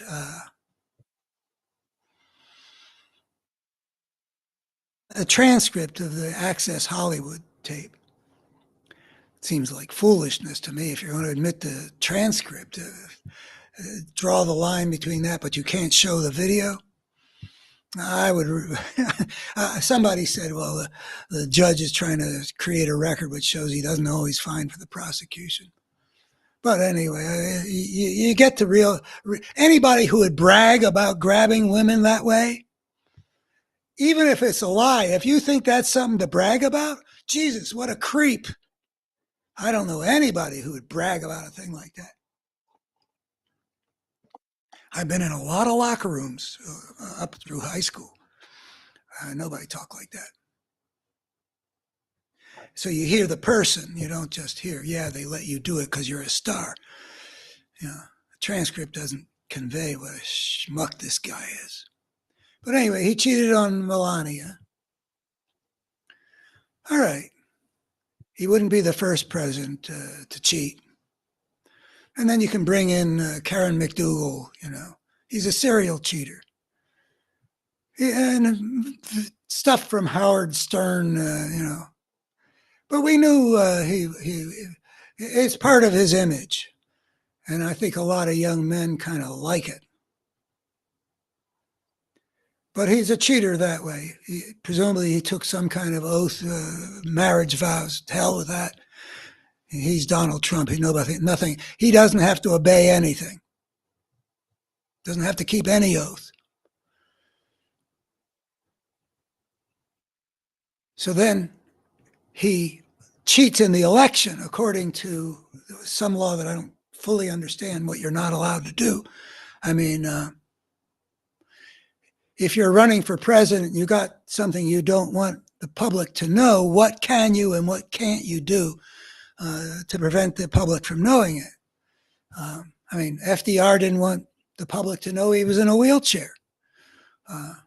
Anyway, I don't know exactly what you are and aren't allowed to do, but I do think that I know from having heard smart people talk about these things, you're not allowed to do what he did. You get together with the National Enquirer from before any of this surfaced, and make an agreement that you're gonna catch and kill any kind of um, anything that could hurt Donald Trump. Is that against the law? I think so, because I think David Pecker, like Dickens named some of his characters, you think, no, it wouldn't really happen in the real world that kind of guy would be called that. But this guy, David Pecker of the National Enquirer, and Michael Cohen and Donald Trump got together to try to make sure that no information that would be injurious to Trump's electoral process in the 2016 election would see the light of day. I'm suspecting that you're not allowed to do that, but so that would mean that at least something that he did there to keep information from the American people was cheating. We have election laws. We agree to abide by those laws. But if you're Donald Trump, you cheat. He also cheated. Don't get me into my disappointments, Robert Mueller. But he did collude with the Russians. Robert Mueller might not have thought that he didn't have the slam dunk he would have needed to be able to prove it in a court of law beyond a reasonable doubt. Well, I don't think there's any room for a rational person who has to sort of form an image of what really happened should have any doubt. He cheated. You're not allowed to. You're not allowed to get help from a foreign power. It is against the law. It was against the law for him to do what he did in Ukraine. Again, trying to get a foreign power to do something which is fundamentally dishonest, just to pretend that there's an investigation. It didn't have to be an investigation, but just to besmirch with the end Biden, whom he anticipated he'd be running against. Cheating, cheating, cheating. And what he did in the wake of losing to Joe Biden in 2020, that was an insurrection. That was the most serious cheating, and putting out slates of fake electors and trying to get the vice president to, cheater, cheater, cheater. I don't know how many people really have a distaste for cheaters. As a kid, I spent a lot of time playing sandlot ball or pickup basketball or improvised touch or tackle football, and I really didn't like cheaters. If somebody's clearly out at second base, I mean, there's just no need for a replay. Not that there was such a thing. But the other team, somebody, the leader of the other team just insisted he was safe. I don't want to play with that guy.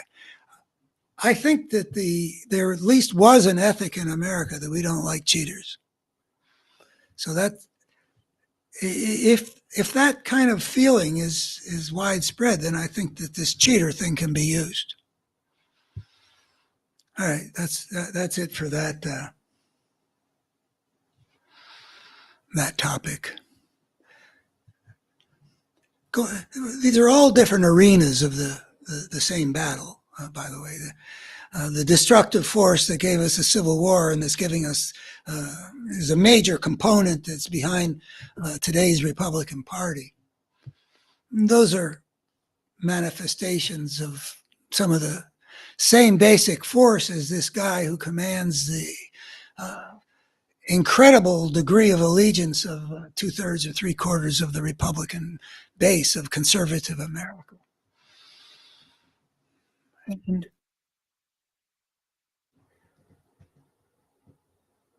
in the battle between democracy and fascism, this American battle is also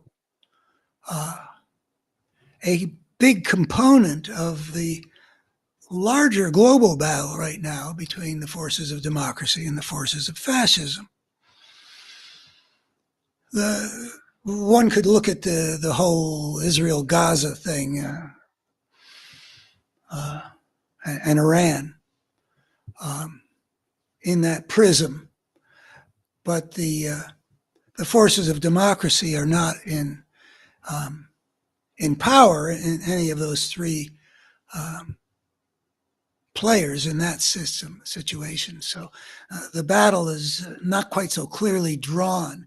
I mean, there is a battle in Israel about whether the forces of democracy can take control of the country again. But right now, the decisions are being made by a group that's much more aligned with the force of fascism. And the Iranian regime is, with the beating to death of that young 22-year-old woman a year and a half ago, and because she wouldn't cover up her hair, and all the ways in which that regime acts like a fascistic regime. We've got a different. We got, and Hamas, the people who planned and executed that day of October 7th. They're not the kind of people. They're not animated by a spirit where human thriving is and well-being is foundational to their values. I mean, you don't set up a country in which the only way you can be struck is by killing innocent people as your human shield, and then do something which is deliberately trying to provoke a belligerent, somewhat fascistic enemy into striking those people. If you've got more humanistic, less fascistic sense of the value of human well-being. But the place where the battle between democracy and fascism is really, really clearly drawn in a battle sense, where is that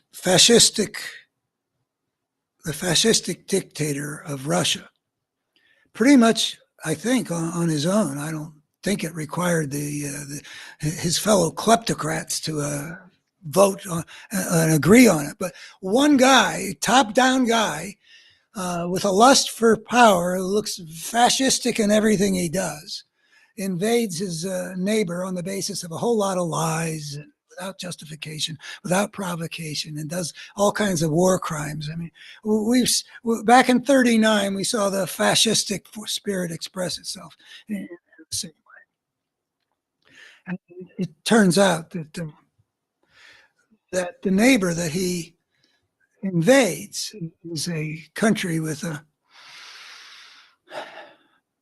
very painful history over the last not quite a century, maybe more than a century, if you want to, but certainly since Stalin starved a few million Ukrainians in order to impose his tyrannical collectivization.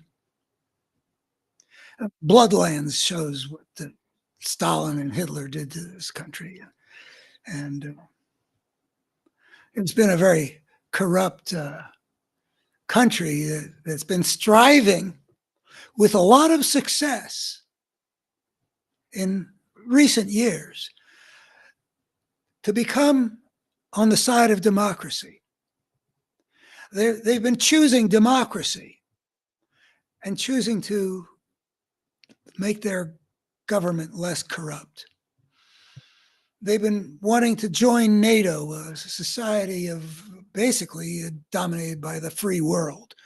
And they've been wanting to choose the EU as to be part of the EU, which is taking Europe and creating a widespread cooperation zone.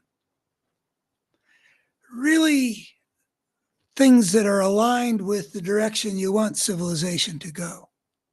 So when Putin invades Ukraine, fascism versus democracy is a major part of what that battle's about.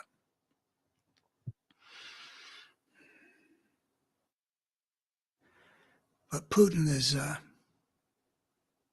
he miscalculated on, I mean, I had thought he was a really smart strategist.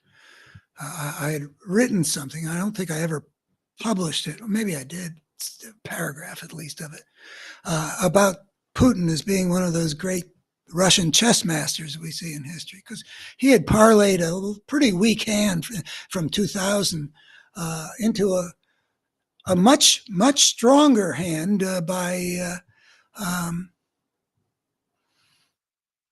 time that Donald Trump got lost the presidency.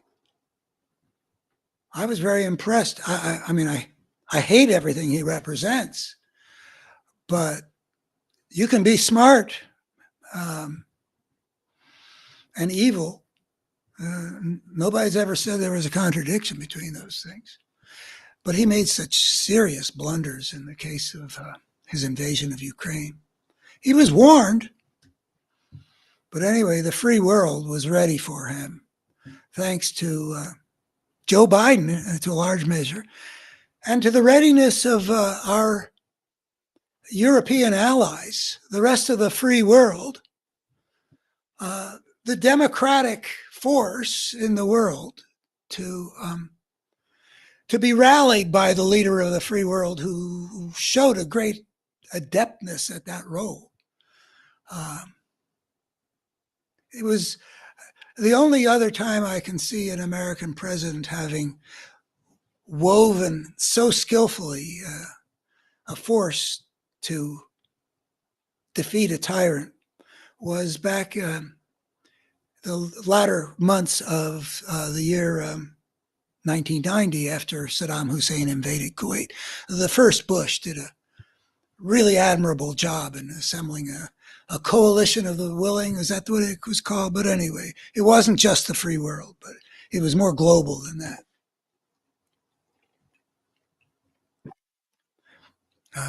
Not sure why it was more global.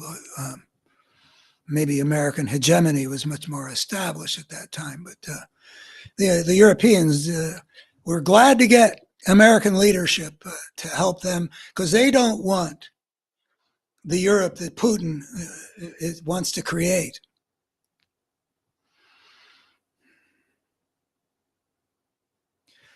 So another way we have of using the battle between democracy and fascism to educate the American people about what's at stake here. You know, what's important, I think, is how many Americans will recognize the realities of the situation. Because whereas my optimism about maybe even getting a blowout here in 2020 or 2024 may be unrealistic, I do believe that if all Americans understood the reality, there would be a 2-to-1 blowout.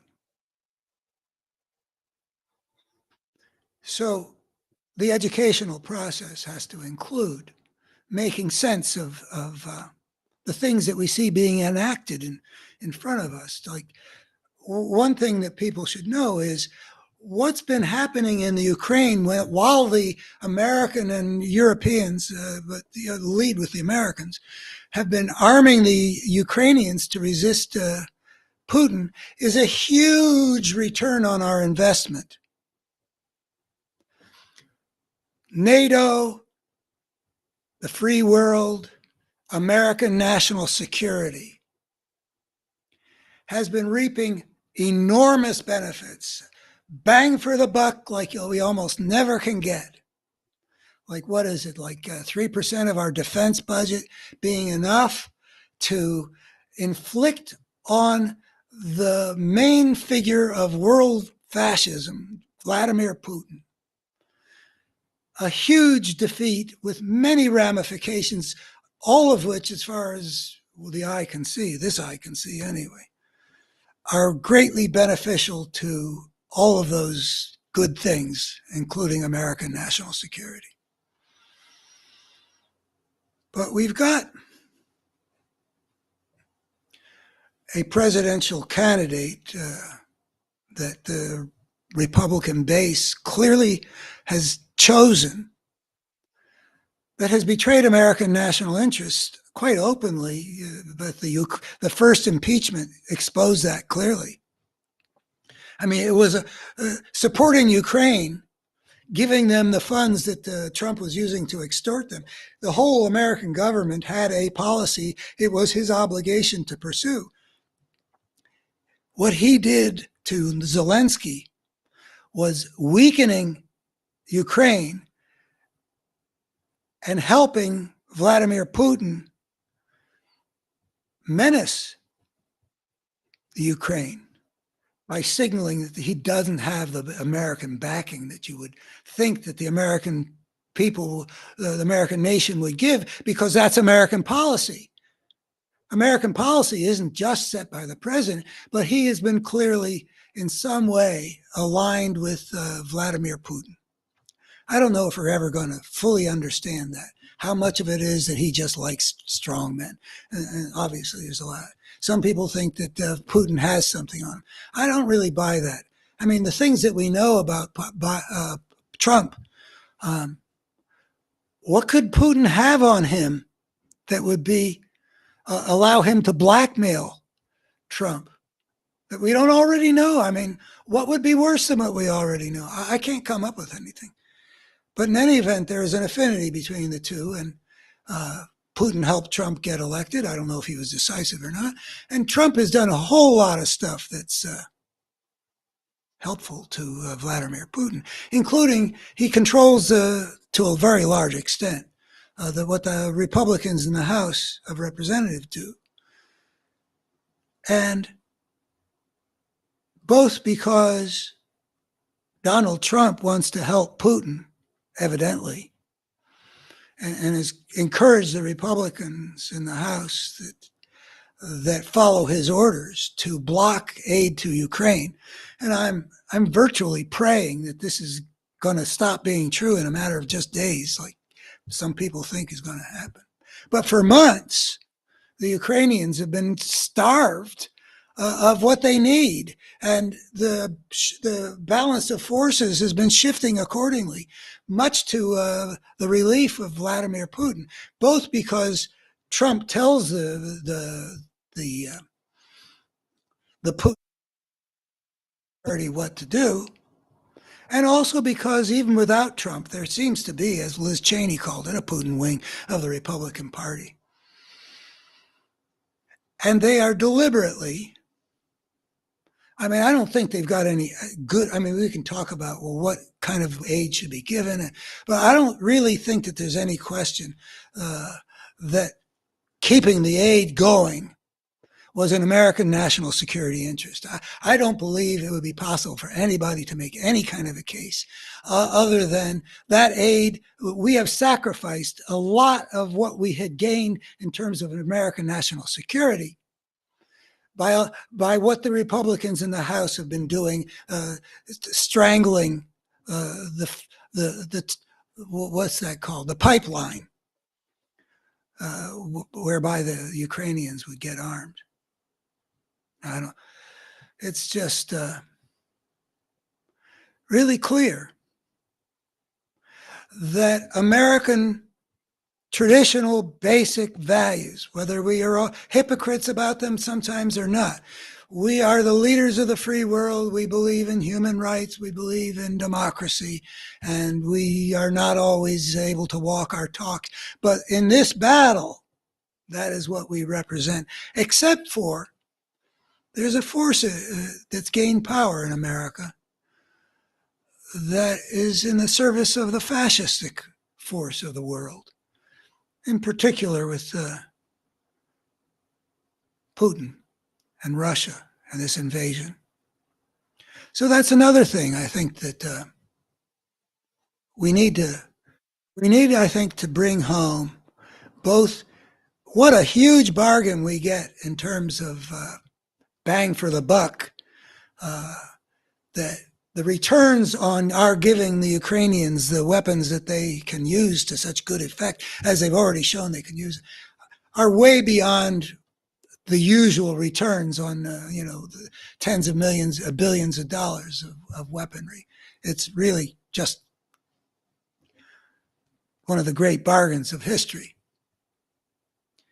And if the American people can be educated to that and see that today's Republican Party, not just the Putin wing, but the rest of the party, allows the Putin wing to wield the power it wields.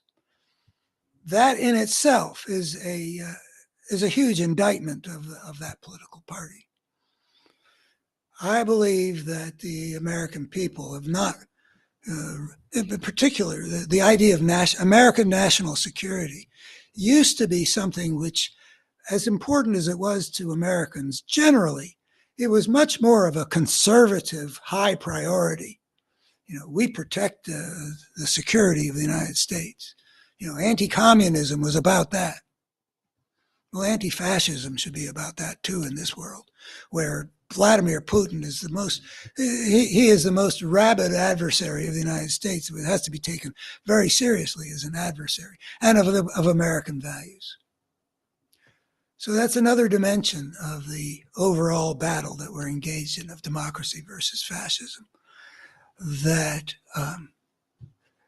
should become part of how Americans are understanding what's happening in America, in our political battle, what's at stake in terms of our basic values. I don't believe there are that many Americans who would like to be like Putin's Russia. I don't think Russians are all that delighted. Okay, enough on that topic.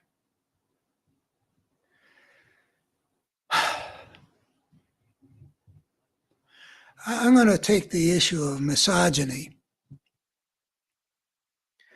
which is an important part of the present American political scene,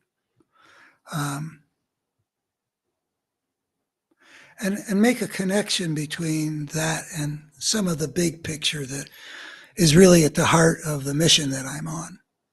Because all these things that I've been talking about at the more concrete level of our times really can be illuminated in terms of some of the larger dynamics of the better human story. And I claim it's better in that it both is more valid than the way people are generally understanding, well, what is it that accounts for the way the world is? And better also in that I think it would enable us to do better in trying to create the future we'd want rather than to stumble, as we very well might, into a future that we don't want, like a nuclear holocaust or bringing the biosphere down on our heads. So let me tell a little story. Back when my book, The Parable of the Tribes, came out, and then after that, another book of mine. Let's see, how do I get to that thing? I want to show you some of my stuff.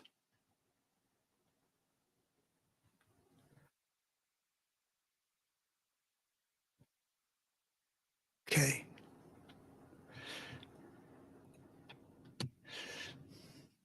So in 1984, the book on the right came out, The Parable of the Tribes, The Problem of Power and Social Evolution.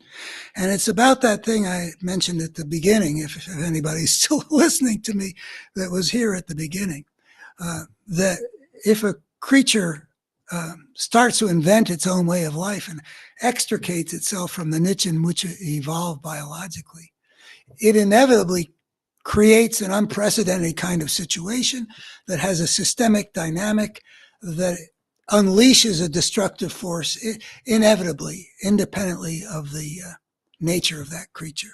A force that's destructive, that they wouldn't have chosen, but that they can't avoid because they have plunged into anarchy. Anarchy creates a war of all against all. the war of all against all means that of all the various cultural options that might arise with this thing that's broken out of that niche, it can go in all kinds of directions theoretically, but I don't want to use the word theoretically. You would imagine that it's a freedom to invent all kinds of different ways of life, but actually it turns out that only those that can prevail in a war of all against all can survive and spread. There's going to be anarchy. There's going to be a war of all against all. The ways of power inevitably are going to map the direction in which that creature's civilization will evolve. Not because that's what the creature is, but because that's what the system selects. It's a selective process superimposed on the Darwinian one. And I won't go into the interesting ways that you get to see something interesting happen when you got two of these selective processes going on at the same time. One that creates the natural creature, and one that imposes a necessity for the power to survive in a war of all against all.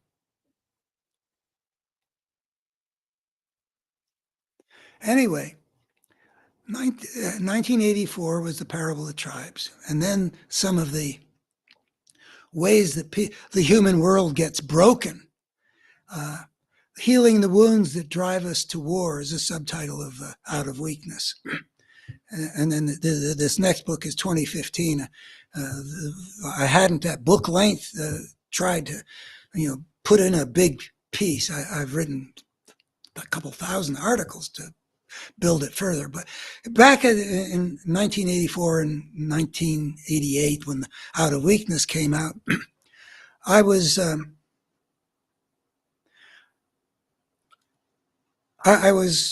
less of in oblivion than I've been since. There were people who were concerned about the possibility that we were all going to blow ourselves up. This was done at the time of the neo-Cold War, that in the 80s, with Ronald Reagan calling the Soviet Union an evil empire and having arms build up. And there's a peace movement in Europe and a peace movement in the United States, and a lot of different conferences that sort of marry some of the intellectual currents of the time with some of the aspirations for how can we make the world more whole. So I was invited to be a speaker at some of these kinds of conferences, one in New York and one in DC and one in Scotland and one in Southern California. And at that time, I would occasionally share a stage with a woman who named Riane Eisler, who wrote a very successful book called The Chalice and the Blade. And if you think about those two images, the chalice is obviously a female receptacle kind of an image, and the blade is a male.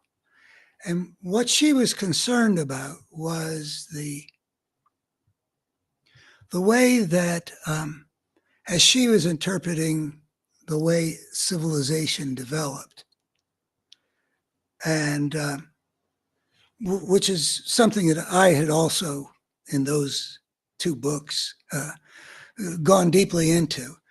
In her way of representing the transformation, the crucial thing was that men had taken this wonderful partnership society and had imposed their will on society, creating I think I remember, the dominator society. And I think that it actually captures an important dimension of what happened. But from my point of view, and I'm sticking to it, it misrepresents what's happening in terms of driving the thing. What are the what's the causal factor behind it? I don't know that I'm fully doing justice to her theory, and it's been a lot of years since we spoke to each other and gave us speeches, talks to some auditorium full of people, one of us after the other. But I believe that she saw the prime mover as having something to do with what was, something that went wrong in the men. I see it differently. There's a chapter in Out of Weakness called Damaged in the Male. What I see is happening was that when you plunge into a situation which is going to be a war of all against all, there is a dynamic that gets unleashed that makes that war of all against all sort of accelerate in its power and makes it increasingly important the ability of a society to survive in a world which is beset by a war of all against all. That was just an inevitability. It's not something that anybody was choosing. It's just what happens when there's an anarchic situation. And, I often talk about how in Lebanon at such and such a time in Somalia, you can see that when there's anarchy, you get warlords coming to power and having a disproportionate say on how the world's going to be run. So what I'm saying is the systemic force that selects for those that can prevail in such a war, and is also making it necessary for other societies, if they want to survive in that, they've got to be able to withstand the potential attacks from, the Vladimir Putins of the world and such. The ways of power get spread through the whole system, and, there's various ways of demonstrating that. And that means that the issue of survival and life is really, basically where it's at, for living things. It's life versus death is pretty fundamental. In the parable of the tribes, I've got a place where I talk about a change in the phrases of some of these early civilizations, some of the artwork that represents their societies way back. And there was a change. I think there's one, I think it was in the Tigris Euphrates in the old world, and I think one in the Mesoamerica, where a parallelism is observed by this anthropologist that I footnote and all, that whereas for a long time, the focus of these friezes, or whatever they're called, bas-reliefs, was on the relationship with the natural world, fertility. How do we get getting our crops out of the earth and all that?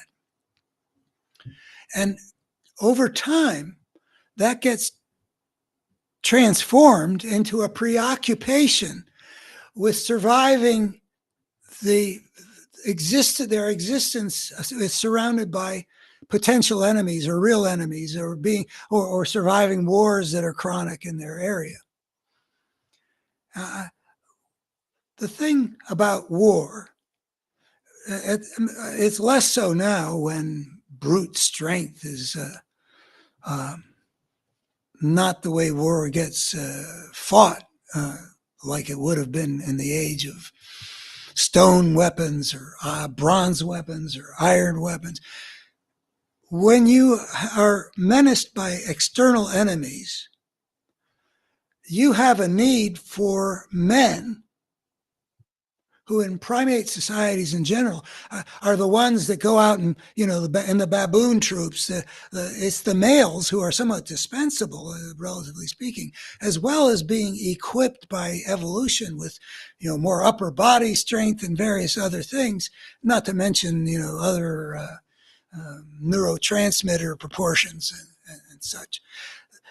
They're the ones that are supposed to go out and protect the group, whether it's a leopard in the days of hunting-gathering societies or even primate groups, or whether it's early civilizing societies that are making that transition from a world in which feeding ourselves is still important, but it's declining importance in relation to only the ways of power can survive and spread in the human world because of this systemic force, this selection for the ways of power. So men get into a position where they're warriors more or less of the time and more or less intensely, depending on the particulars of the environment. But as civilization emerges into eventually into out of chiefdoms and kingdoms and then into full-blown empires, war plays a really big role, and men are dominating. Not because something bad happened in the men, like, oh, let's kick the women out, but because the world has changed. The step onto the path of civilization makes it inevitable that the world will change in that way. It generates a systemic force that requires that the male of the species become a different kind of creature in some ways. That you don't want to have men who are less than fully equipped to deal with the terrors of war going up against the men from another group who are ferocious enough, willing to deny vulnerability enough, able to ignore pain enough. A lot of my own thinking about how we socialize our soldiers. I mean, I've studied it some. I've studied about boot camps and studied about cultures that raise their young males to be warriors, and they exist, at the tribal level all the way up to the civilized level and stuff like that. But anyway, I never served in the military, but I did play on football teams that were coached by guys who were veterans of World War II and veterans of the Korean War, and I think they gave me a good taste of how that how that worked. In Out of Weakness, I tell a story about this was ninth grade football, and there was a Marine coach that he was a decent guy, but he was also like a Marine staff sergeant. I don't remember what his rank actually had been. Might have been that. I won't give his name. All my teachers are dead now, which is kind of a sad thing to think about. But anyway, this was in Minnesota. That's where I went to high school. And football season went into November. And in Minnesota, November is no picnic for a guy like me who has something called Raynaud's syndrome. I know some people who have it worse than I do, whose hands become useless at 50 to some degrees. For me, it was more like if you get into the low 40s, which would certainly happen in games and practices in Minnesota in November. My hands become kind of useless. I mean, I'm one of my assets as an athlete was always that I could catch the ball, basketball or a football. I loved that kind of thing, but get down into the 40s and I couldn't catch. I said to this coach, would it be okay for me to when I'm on defense, and as a linebacker on defense, that I could wear gloves? And I said, the way it is, my hands are kind of useless. If there were a fumble, if the offense fumbled and I had a chance to recover, I could jump on the ball, but I'm not sure I could grab it very successfully. And also, if there's a tackle to be made that involves grabbing something, I could do it better if I was wearing gloves. Now, this is what is it, about 1960, 1960, I think. The people in the NFL did not play with gloves on back then. But anyway, the point of the story is what my Marine sergeant says to me. Sure, Andrew. Why don't you wear lace gloves? The message being, and this was far from the only time that in this sort of semi-warrior world of athletics of that era, the people with a military background, which I think is pretty good in general for coaching athletic teams to work together to achieve, to defeat an opponent. I'm not criticizing the military background. But in this particular way, having to do with male-female stuff, what he was saying was, I should be tough enough not to be paying any attention to the pain. If I was, wounded or something, a soldier ignores his vulnerabilities. And I can see how, I've seen enough war movies and such to see how that ethic can be very valuable in terms of the outcome of a battle. You really don't want people who are going to tune in on how uncomfortable they are, sleeping on a cold ground or getting rained on, getting wounded or any of that stuff. Keep your eye on what you need to do to defeat the enemy. That's all that matters. And I think it's fairly widely recognized in the culture. I don't know how much less true it is now than it was when I was getting brought up. But males in general are supposed to not expose their vulnerability. The strong, silent type. The thing is, we are vulnerable. We do feel pain. We do have needs. We can be trained to ignore those things, but they don't go away. And one of the things that happens is that the denial that males have, because of the war of all against all, been socialized to deny in themselves. What's denied doesn't disappear. It just tends to get projected. Whether that's projecting certain things onto black people or certain things onto Jews or certain things onto women.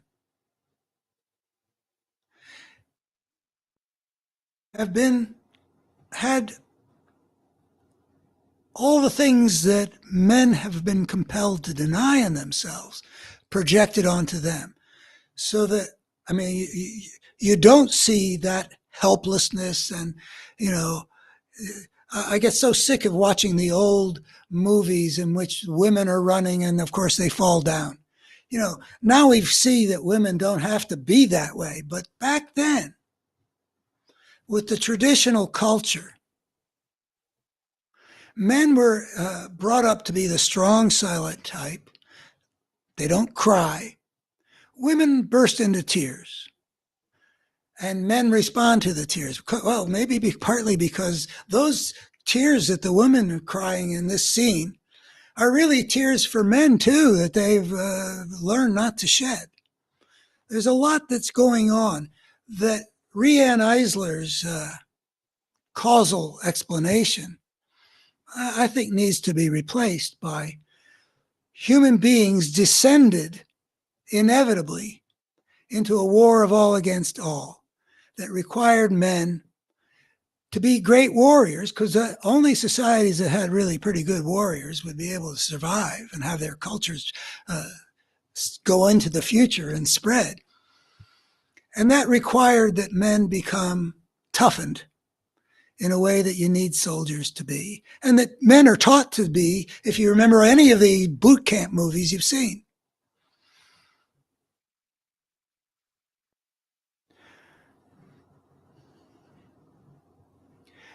But there is also a problem with that projection. Men might cherish the weakness of the women that they project onto them and be protectors and gentlemen and, put down their cloak across the puddle so that the lady can walk across without getting her feet wet. And all that stuff that sort of embodied the kind of polarization of the sexes. But there's also the problem that when men have been brought up to have contempt for their own weakness, vulnerability, desire for comfort, and then they project it onto the women, that is a good foundation for misogyny. I'm not going to say that the misogyny that's somewhat rampant in the history of civilized peoples, I'm not saying it's universal. I don't know if I'm prepared to say that. But men have had the disadvantage of having to become like the warriors, and women have had the disadvantage of having to be treated by the kind of men that created, which included contempt for what women were compelled to embody for all of humanity, which is vulnerability, feeling, delicate aspects of themselves. It's okay to be those things if you're a woman. It's not okay to be those things if you're a man. And men who've had to deny those things are going to have some mixed feelings about that stuff, and that can feed into misogyny. And misogyny, of course, connects with the current battle between democracy and fascism. And people use the phrase these days of toxic masculinity. And this is connected with all that. And toxic masculinity is very connected with misogyny. It's connected with a kind of fascism that turned several million young German men into goose-stepping soldiers. It takes the form of a political leader that brags about grabbing women by their most delicate parts.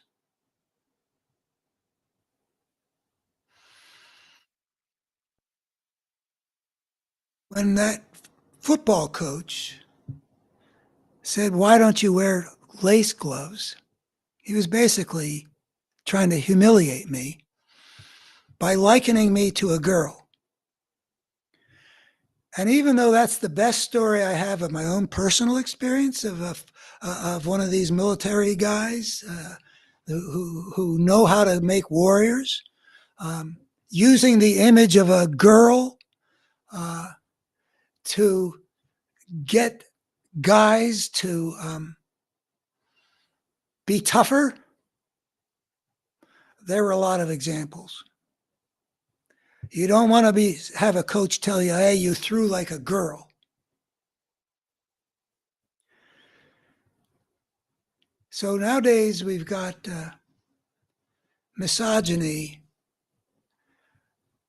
which is probably fueled by a lot of stuff. I mean, the psychodynamic people that I studied in my youth talked a lot about the need of a boy to, first you identify with the mother, and then the boy, unlike the girl, has to shift his identification to the father, and that requires some kind of a repudiation. Well, that may be part of the picture.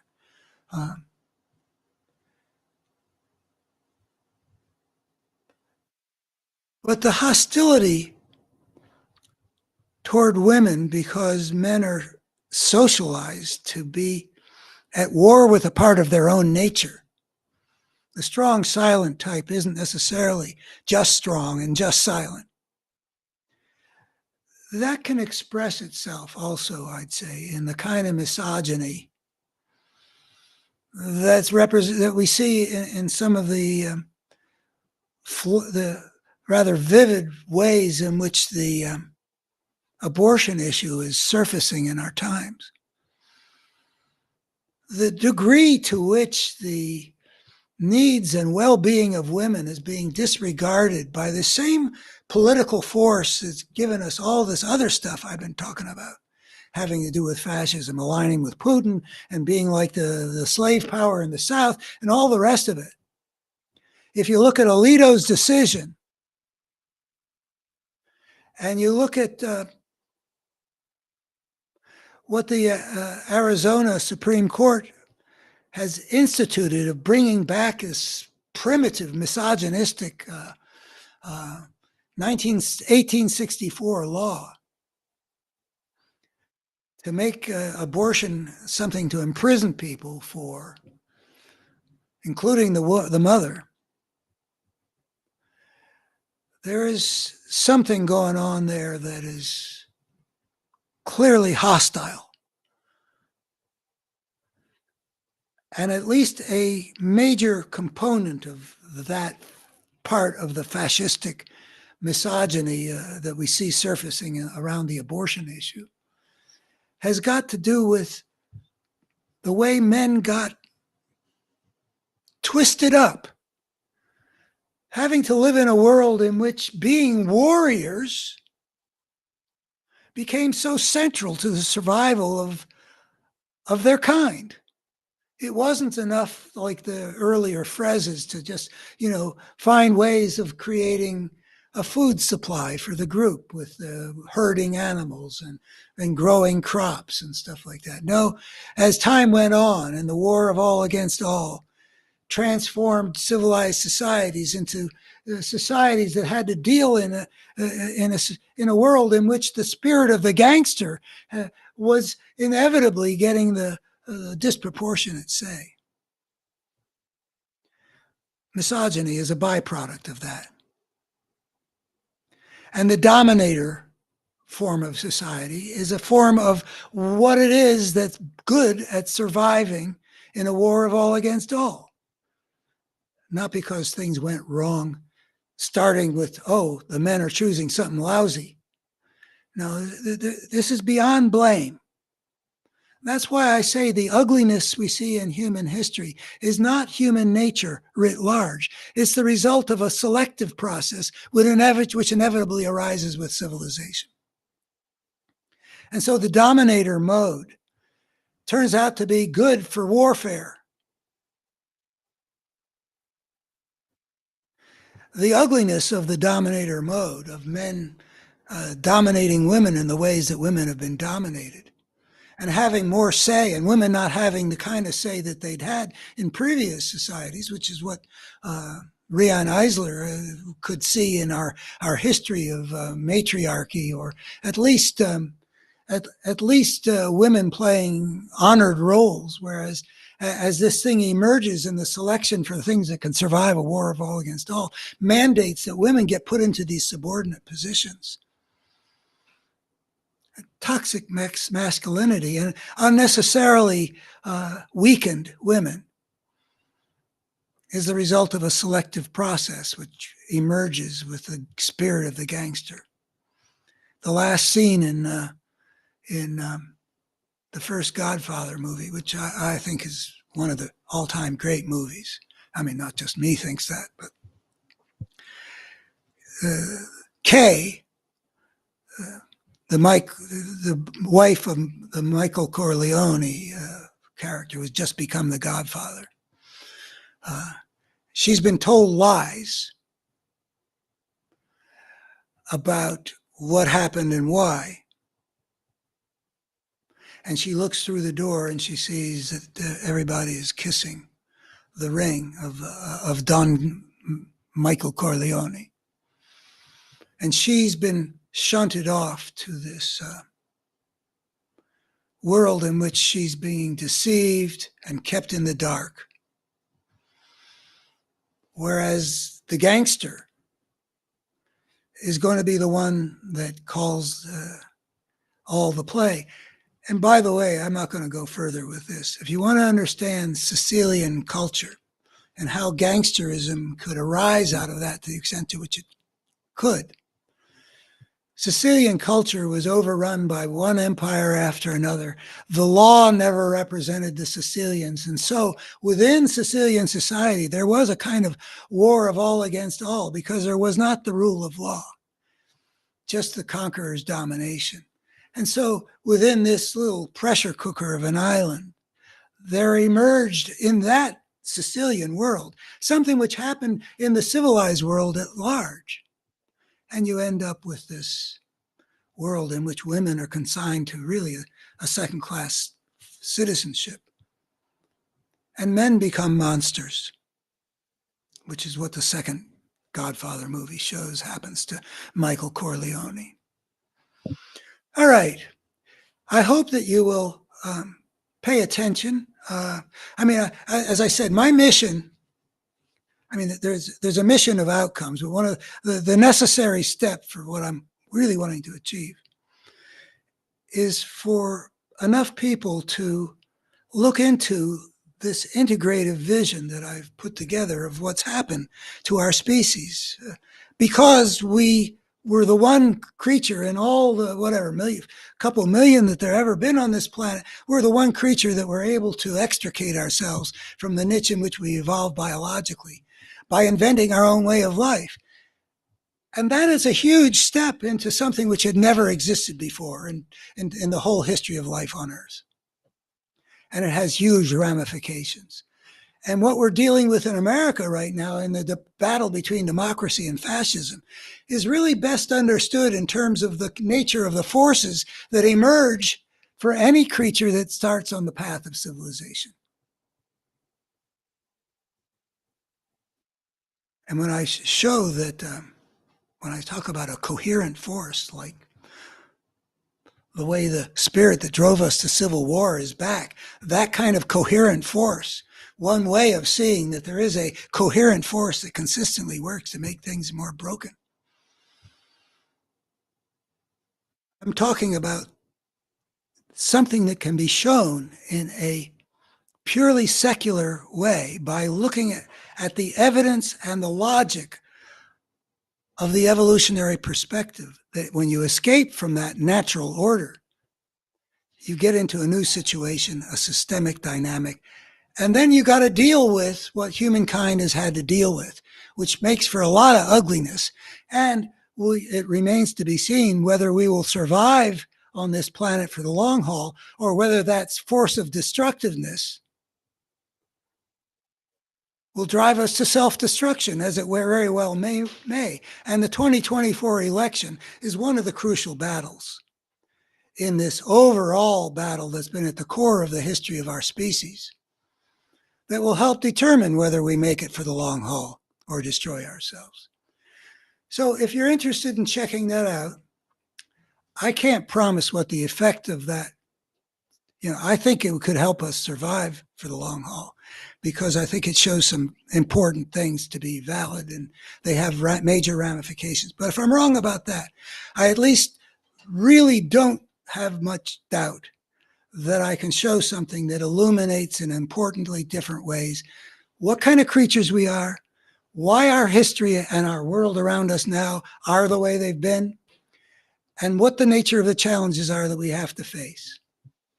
And I invite you to follow here. I'm going to be back on Mondays and Thursdays at 11 and various other times sometimes too, to do my best to show it. And I do this in an improvisational way in this medium, but if you like to have things laid out systematically so I finish one point before I start another, go to abetterhumanstory.org, where I've been spending a lot of years showing how all this stuff fits together. And I think it can have a beneficial impact. If you're interested in knowing if all that were true, that I claim is true, if you have friends that you think would be wanting to do some of that work to understand it, if it were there for that understanding was going to be there for the getting, please spread the word. And I appreciate your hanging with me today. Bye-bye.